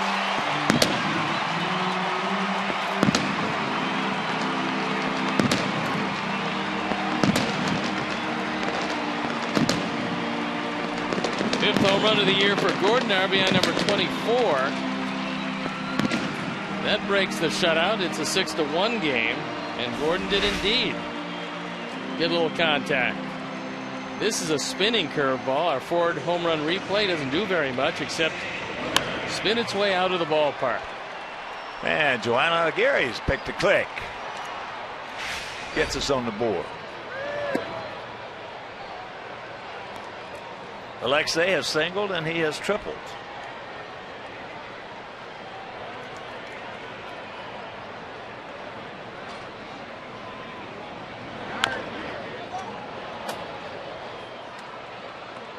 a skipping stone on a pond.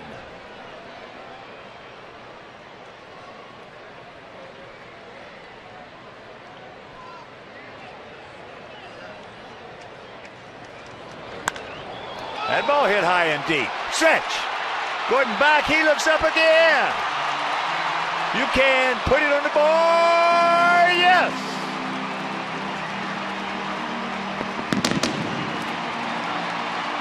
Lexi now a double away from the cycle.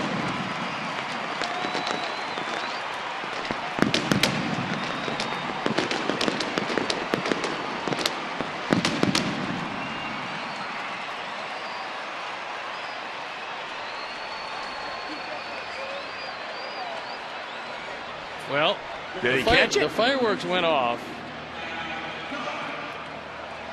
That ball was out of the park.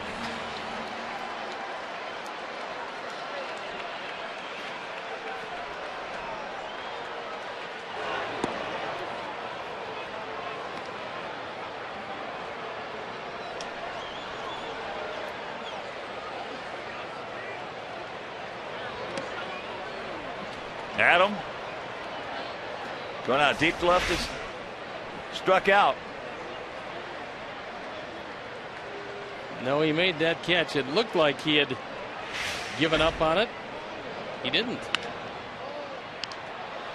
So it is not a home run. Alexi thought it was. We did. Everybody did. Meanwhile, it is 6-1.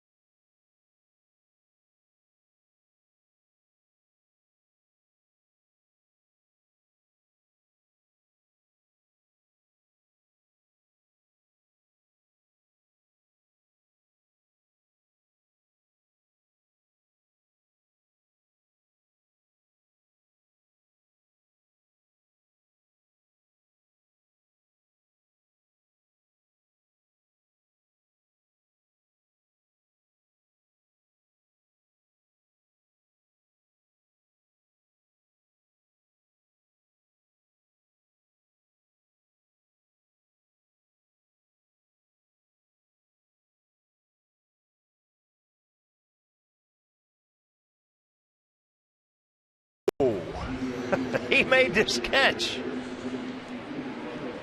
He climbs up. He made the catch. He jumped up on the wall. And then the ball's in his glove. Unbelievable. Oh, boy.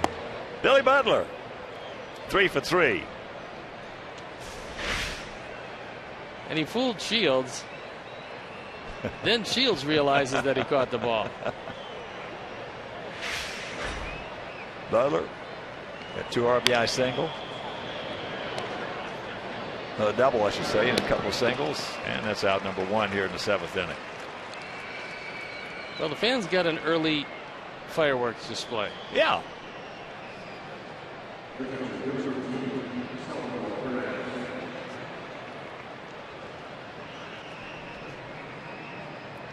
So here is Salvador Perez. He's 1 for 3.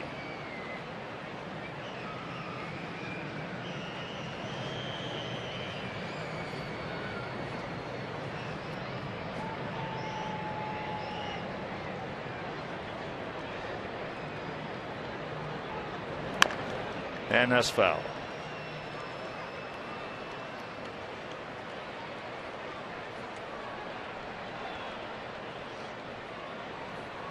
6, 12-0 for them, 1, 4-0 for us.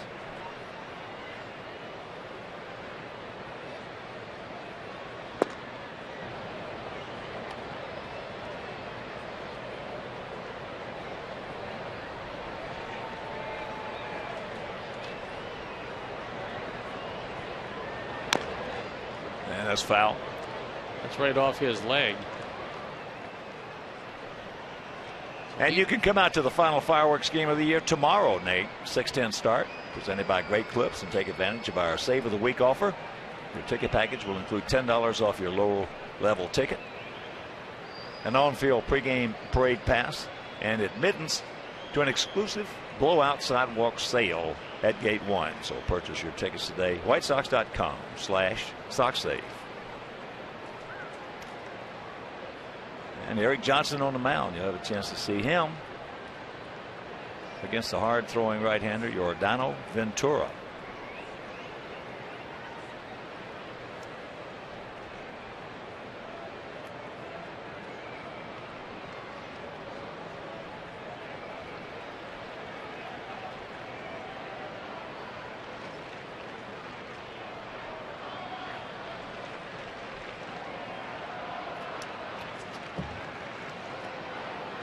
That's back to the backstop in the count 2-2.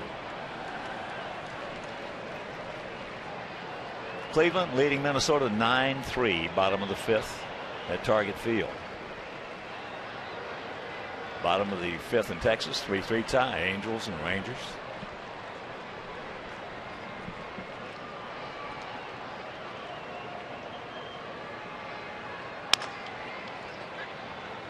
Simeon.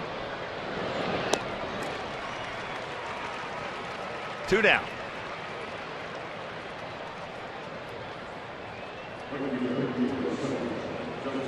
Justin Maxwell. He's 0 for 3. A couple strikeouts and a ground out to third.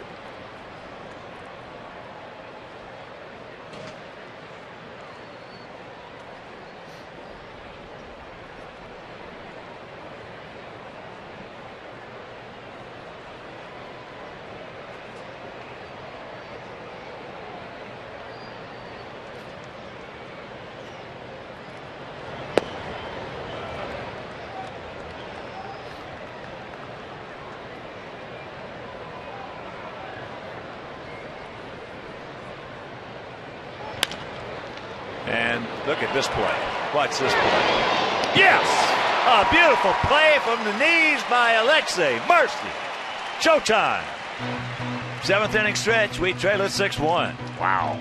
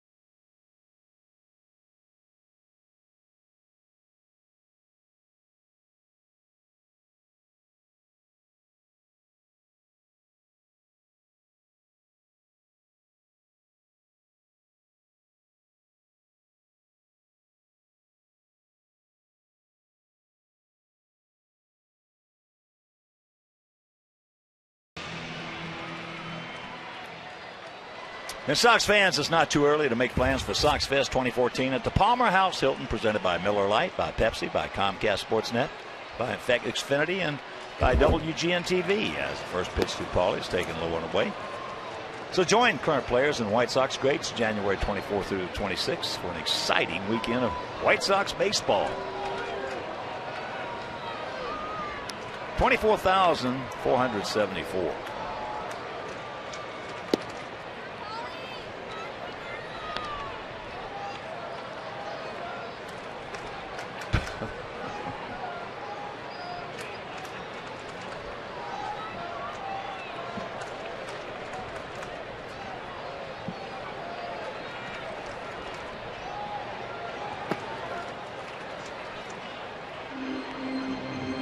One and two.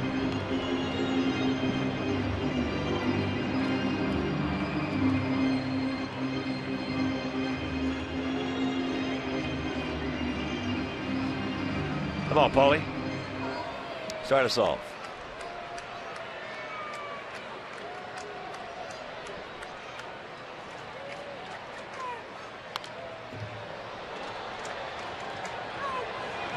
Try to throw a fastball by him on the outside corner. Ball was able to stay alive.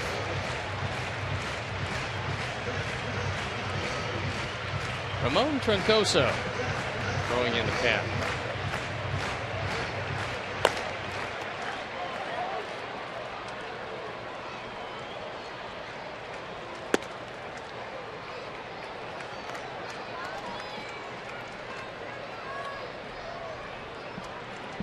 .31-year-old right-hander James Shields, 6'3", 217 pounds, out of San Diego.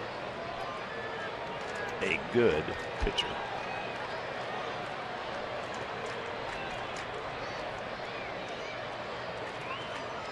Two.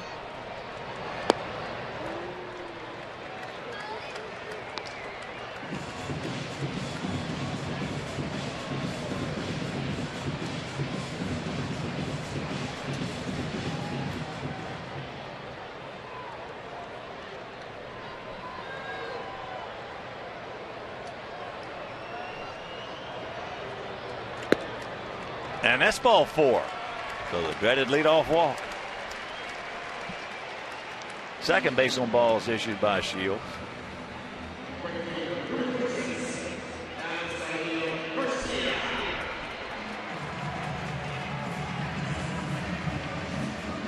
So here's Garcia.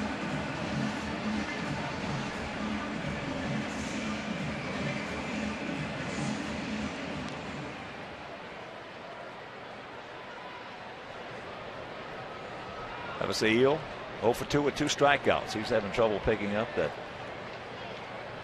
pitch, the changeup, and everything off James Shields.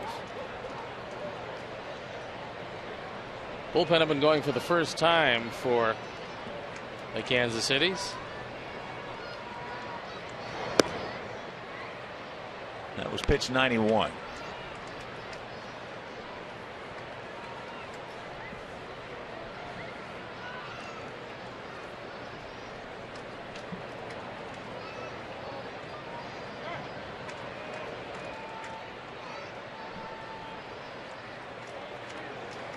Lewis Coleman throwing in the pen.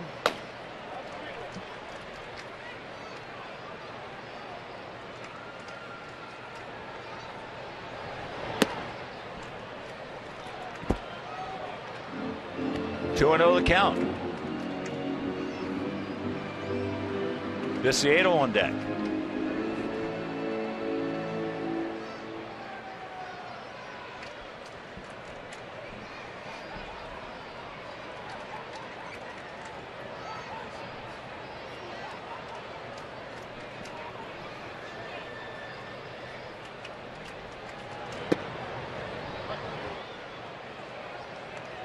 Got a break there, and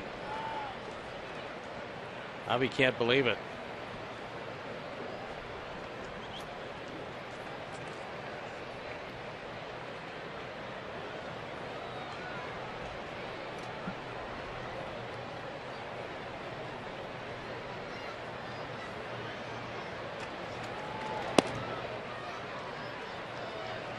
Three and one.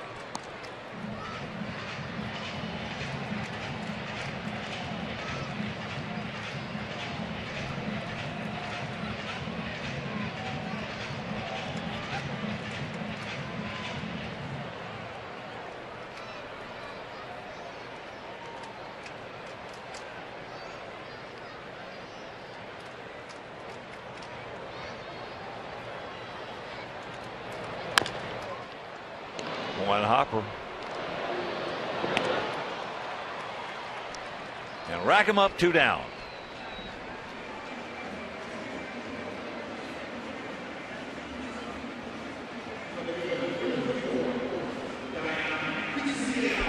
So here's Tank. Tank 1 for 2. And a single. Back in the 5th inning.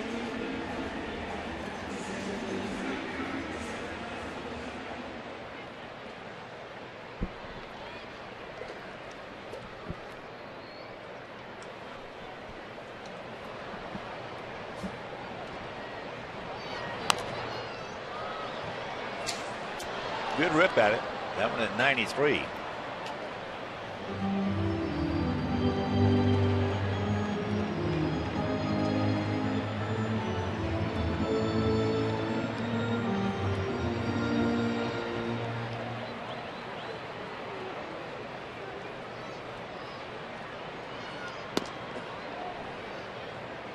Pretty good pitch, didn't get that one.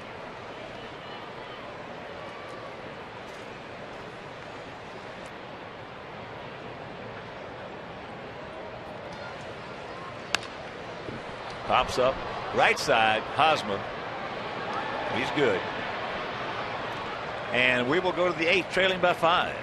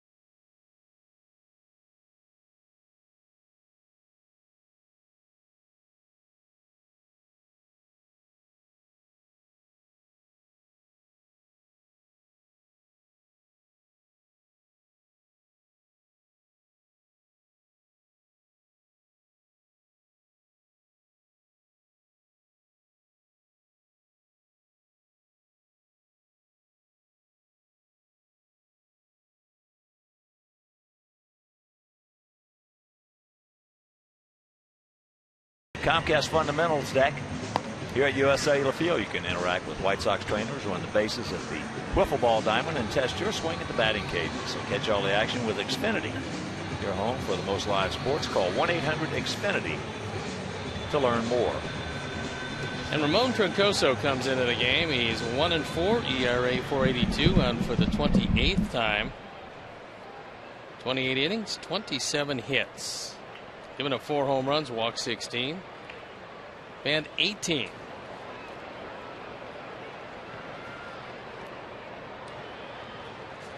Lorenzo Cain is going to lead it off. He's 1 for 3 with a run batted in, his 46th of the year. Fastball misses inside. 6-12-0 for the Royals. 1-4-0 for our Sox.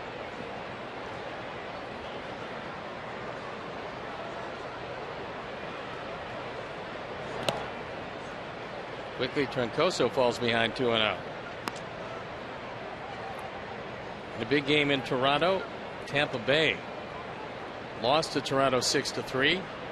Cleveland in the bottom of the 6th in Minnesota, leading 9-3 over the Twins. If they win that game, They'll be tied with the Tampa Bay Rays in the wild card race. Texas in the bottom of the 6th, tied at 3 with the Angels.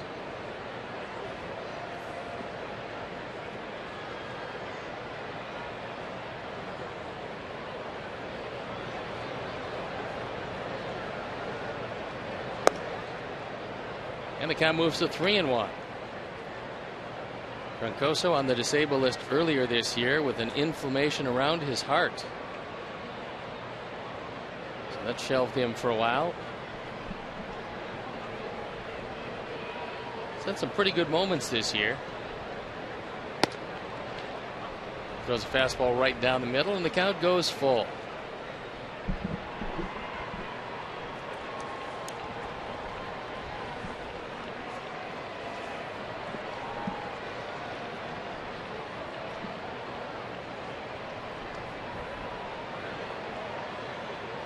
Outfield shaded around toward right center. And a chopper foul. The count stays at 3-2.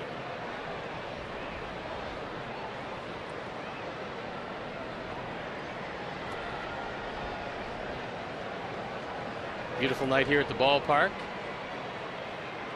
It was 70 degrees at game time.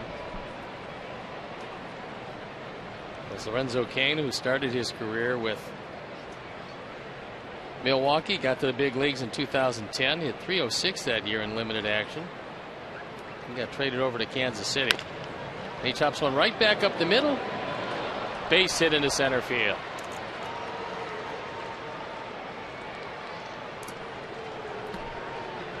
And right now, let's check out our AT&T tweet of the game.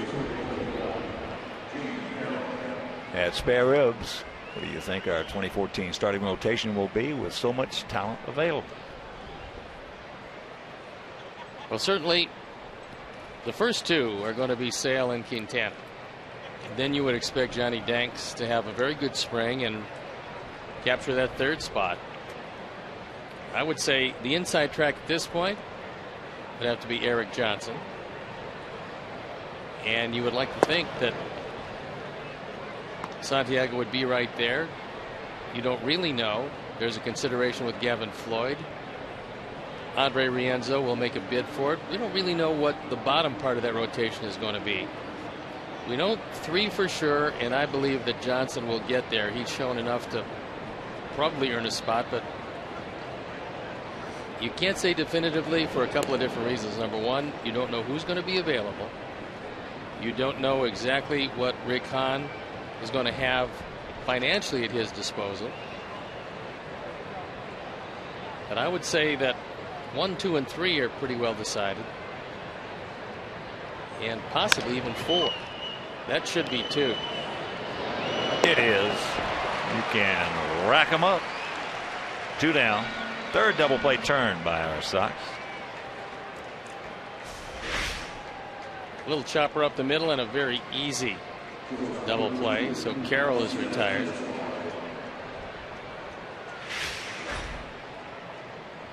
And here's Escobar. He's 2 for 3 with a run scored.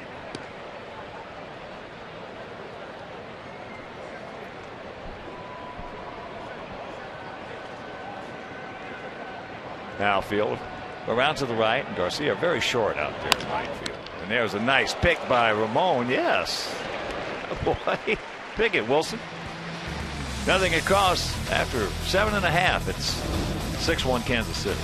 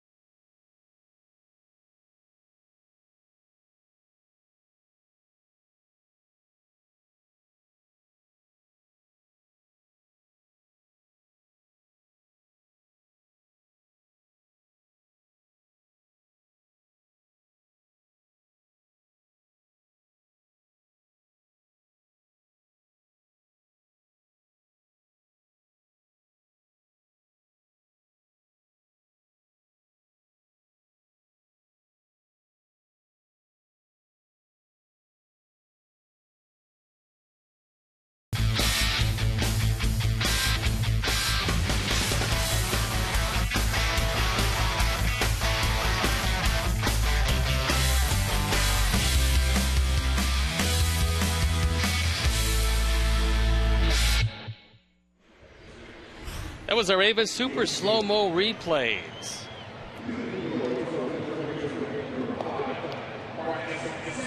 It's Wade Davis coming into the ball game, so James Shields is done for this year. He's in line to win game number 13. Davis came over from Tampa Bay in the same deal that brought Shields to the Royals. Davis at 8-11, his ERA 5.40. For the 31st time, 24 of them starts.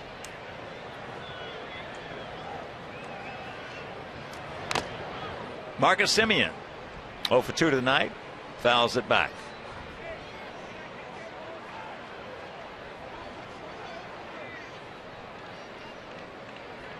Royals 3 runs in the very first inning. Added 1 in the 4th, 2 in the 6th. Our run came on a Gordon Beckham homer.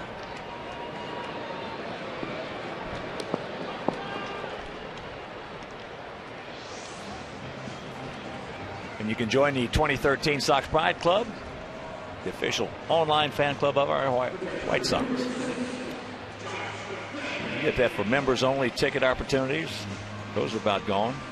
But you can also have a special membership gift, commemorative photo, follow things throughout the winter, as well as exclusive perks, all for just $29.95. So join White Sox Pride Club today.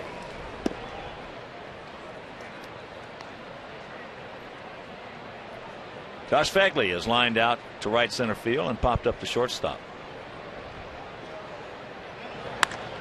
And that ball hit well. Stay fair. Stay fair. It won't. But a good job by James Shields. 7 innings, 1 run, 4 hits, 2 walks, 10 strikeouts. A man with best right-handed changeup in the American League. He's going to wind up with 196 strikeouts this year.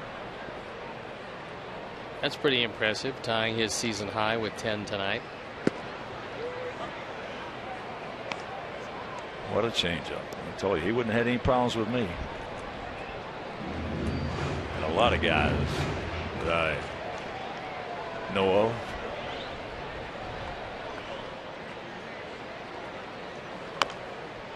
Chops that one foul.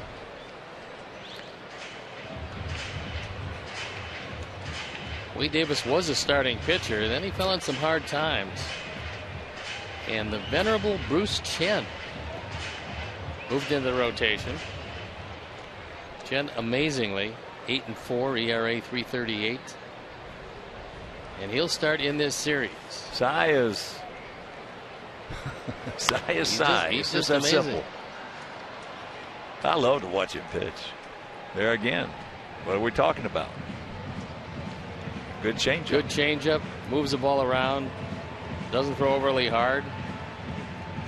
It doesn't give you too many good pitches to hit in the zone.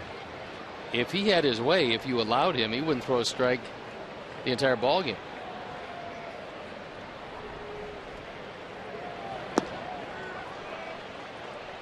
Two down. It's Charlie Leesman throwing in the pen.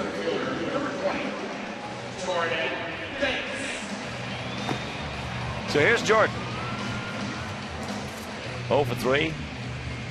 Couple strikeouts. The last one was on a very bad pitch called on him. Not even close.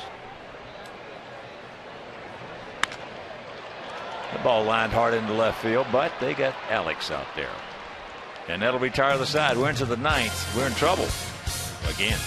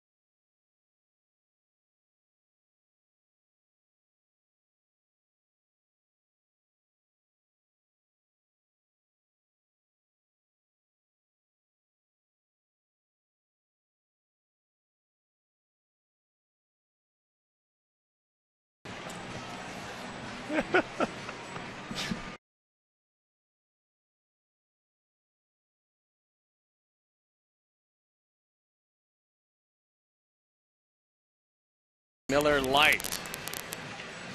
And with Ramirez up and Alex Gordon jumping up on the wall, he had come down at this point and actually made the catch, only nobody saw it. Not Shields, certainly not Hawk and I. No. And not the scoreboard. No. Commander, because the fireworks went off, and lo and behold. Put it on the board? No. No, it did not get on the board. And the thief and the culprit coming up to bat, Alex Gordon. And Charlie Leesman comes into the ball game. Leesman on for the 7th time. 7.71 ERA. 16 walks in 14 innings. Going to have to improve on that. Yeah. Yes, he is. If he does, he can pitch up here. If he doesn't, he can't. Alex, 1 for 3 with an RBI double and a run scored. Takes first pitch strike. Yeah, that's the best non-catch of any catch I never saw. But when he went up on the wall, that's what got me. It looked like he had no chance of getting it because he then came down, and he came down when he came down without the ball. Yeah. Curveball and count 0-2.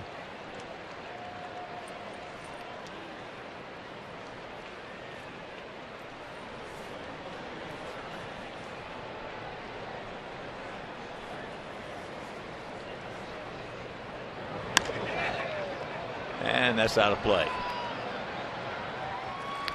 And our Sox and Camarena Tequila both know that giving anything less than 100% just is not good enough. That's why Camarena only offers award-winning 100% blue agave tequila. Camarena Tequila, the official tequila of our White Sox.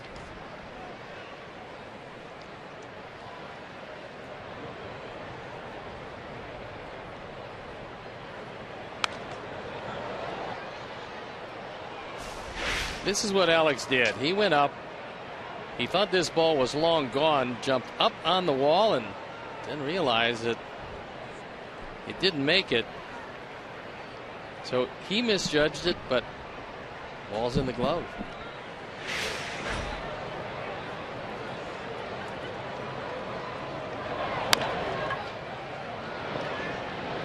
Marcus, high throw, but he comes down in time. 1 out.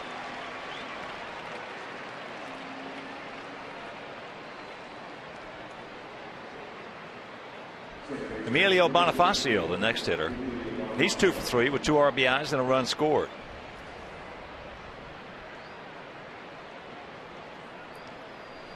After 6 in Texas, still tied at 3 with the Angels. Pittsburgh in a big game beat Cincinnati 4-1. Toronto doubled up Tampa Bay 6-3. R.A. Dickey 14-13 over Hellickson. Red Sox, Carmines beat Baltimore 12-3. Buchholz 12-1 with a 1.74. Well, they were wondering how he was going to come back after all that time with a bad neck. He's come back unbelievably well. Yeah. And that gives him a #1 starter in the playoffs, along with Lester and Peavy. They're in pretty good shape.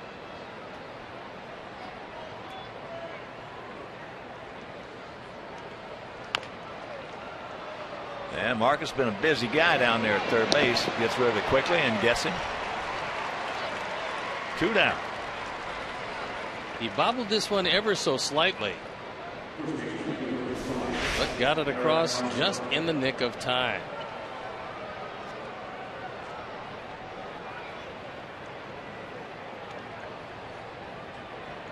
Right there, hits the heel of the glove, up into the body, stays right with it. Good concentration and a good solid throw. Here's Hosmer. 1 for 4.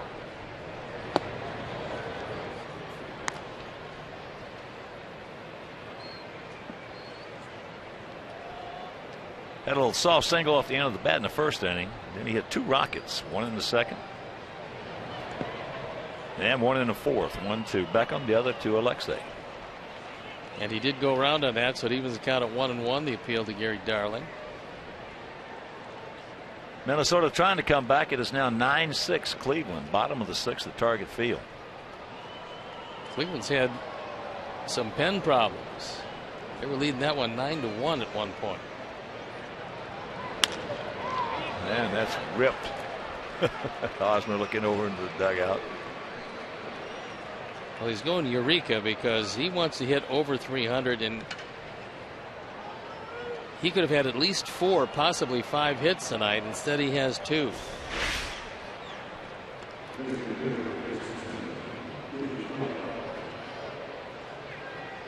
Taking it right down the line and saying, finally.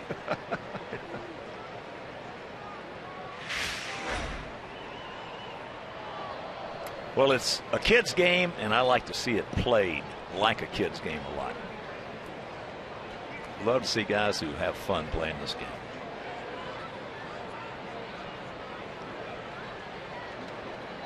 Here's Billy Butler, 3 for 4.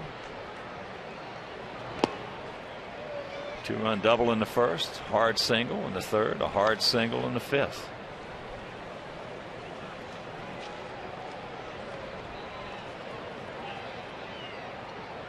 Billy 6th in the league with runners in scoring position at 346.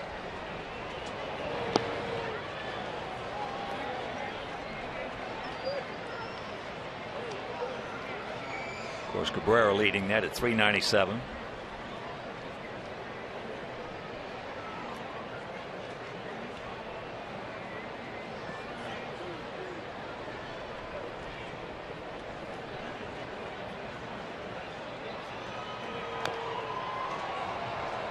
One and 2 to Butler.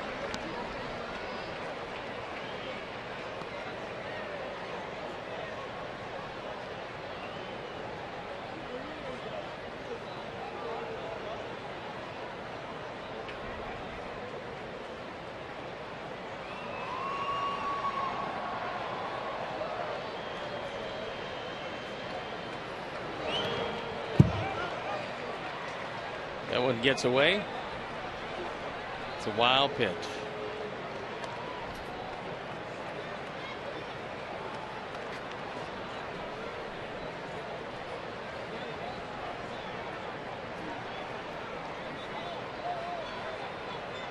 So 2 out, 2-2 the count.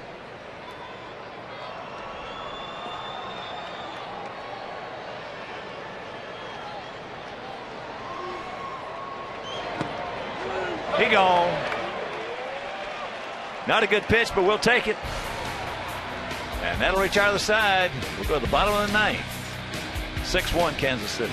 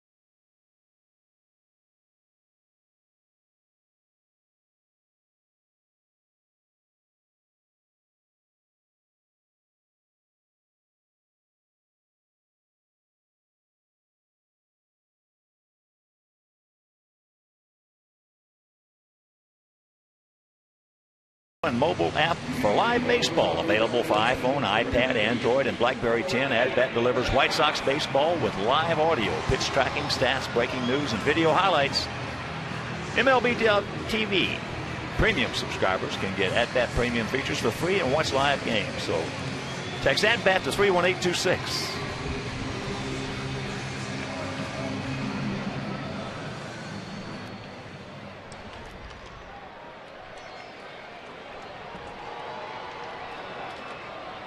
Gordon Beckham, 1 for 3, a homer.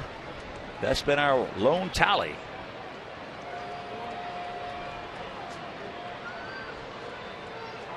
Joanna Aguirre has picked a click tonight. And if you missed it, back in the 6th inning, poof. Here's our Xfinity high-speed action replay. A rolling breaking ball, one of the few mistakes made by James Shields. Boy, James Shields did not make many tonight, did he? No, he had very good stuff. He just dominated our guys. A cutter, an occasional curveball, but that straight change was consistent. His fastball was in the right spots all night long. His changeup set up everything. Yep.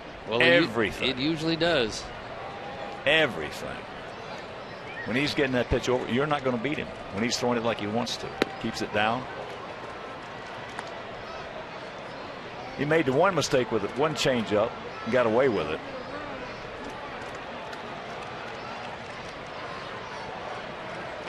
But that was it. There's a chopper 2 hopper.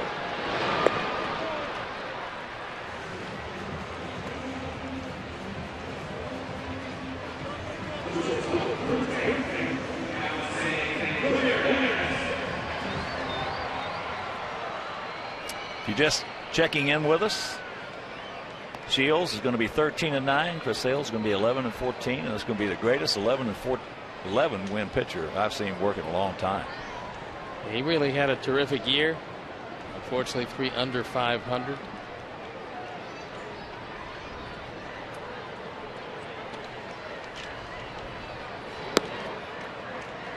Alexei, 2 for 3.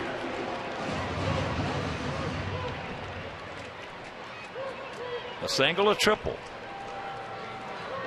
and what appeared to be a home run, but no.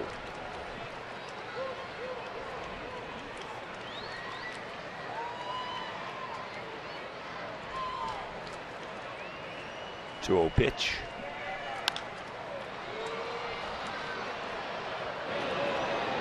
Hosmer. Boy, guy's a good first baseman. I mean, that everybody's going to make that play, but he is really a good, one of the best in the game. He has 8 arrows, but when you get as much range as he's got, you're going to make some errors. Well, defensively, they're very good at the corners.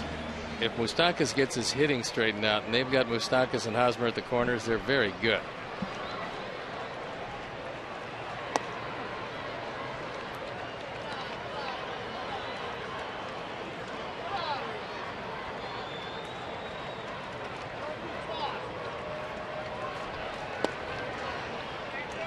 Adam.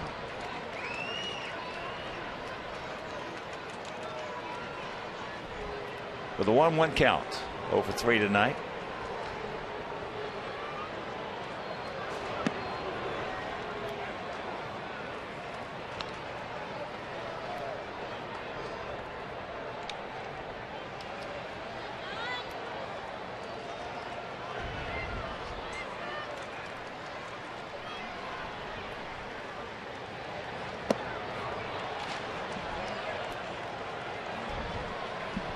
Two and two.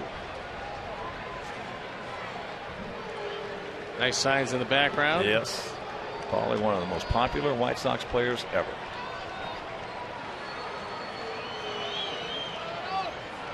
Fouls that back, and let's check out our GMC player of the game. It is the real talented right-hander James Shields, picking up his 13th victory. 7 innings, 1 run, 4 hits, 2 walks, 10 strikeouts. Our GMC player of the game.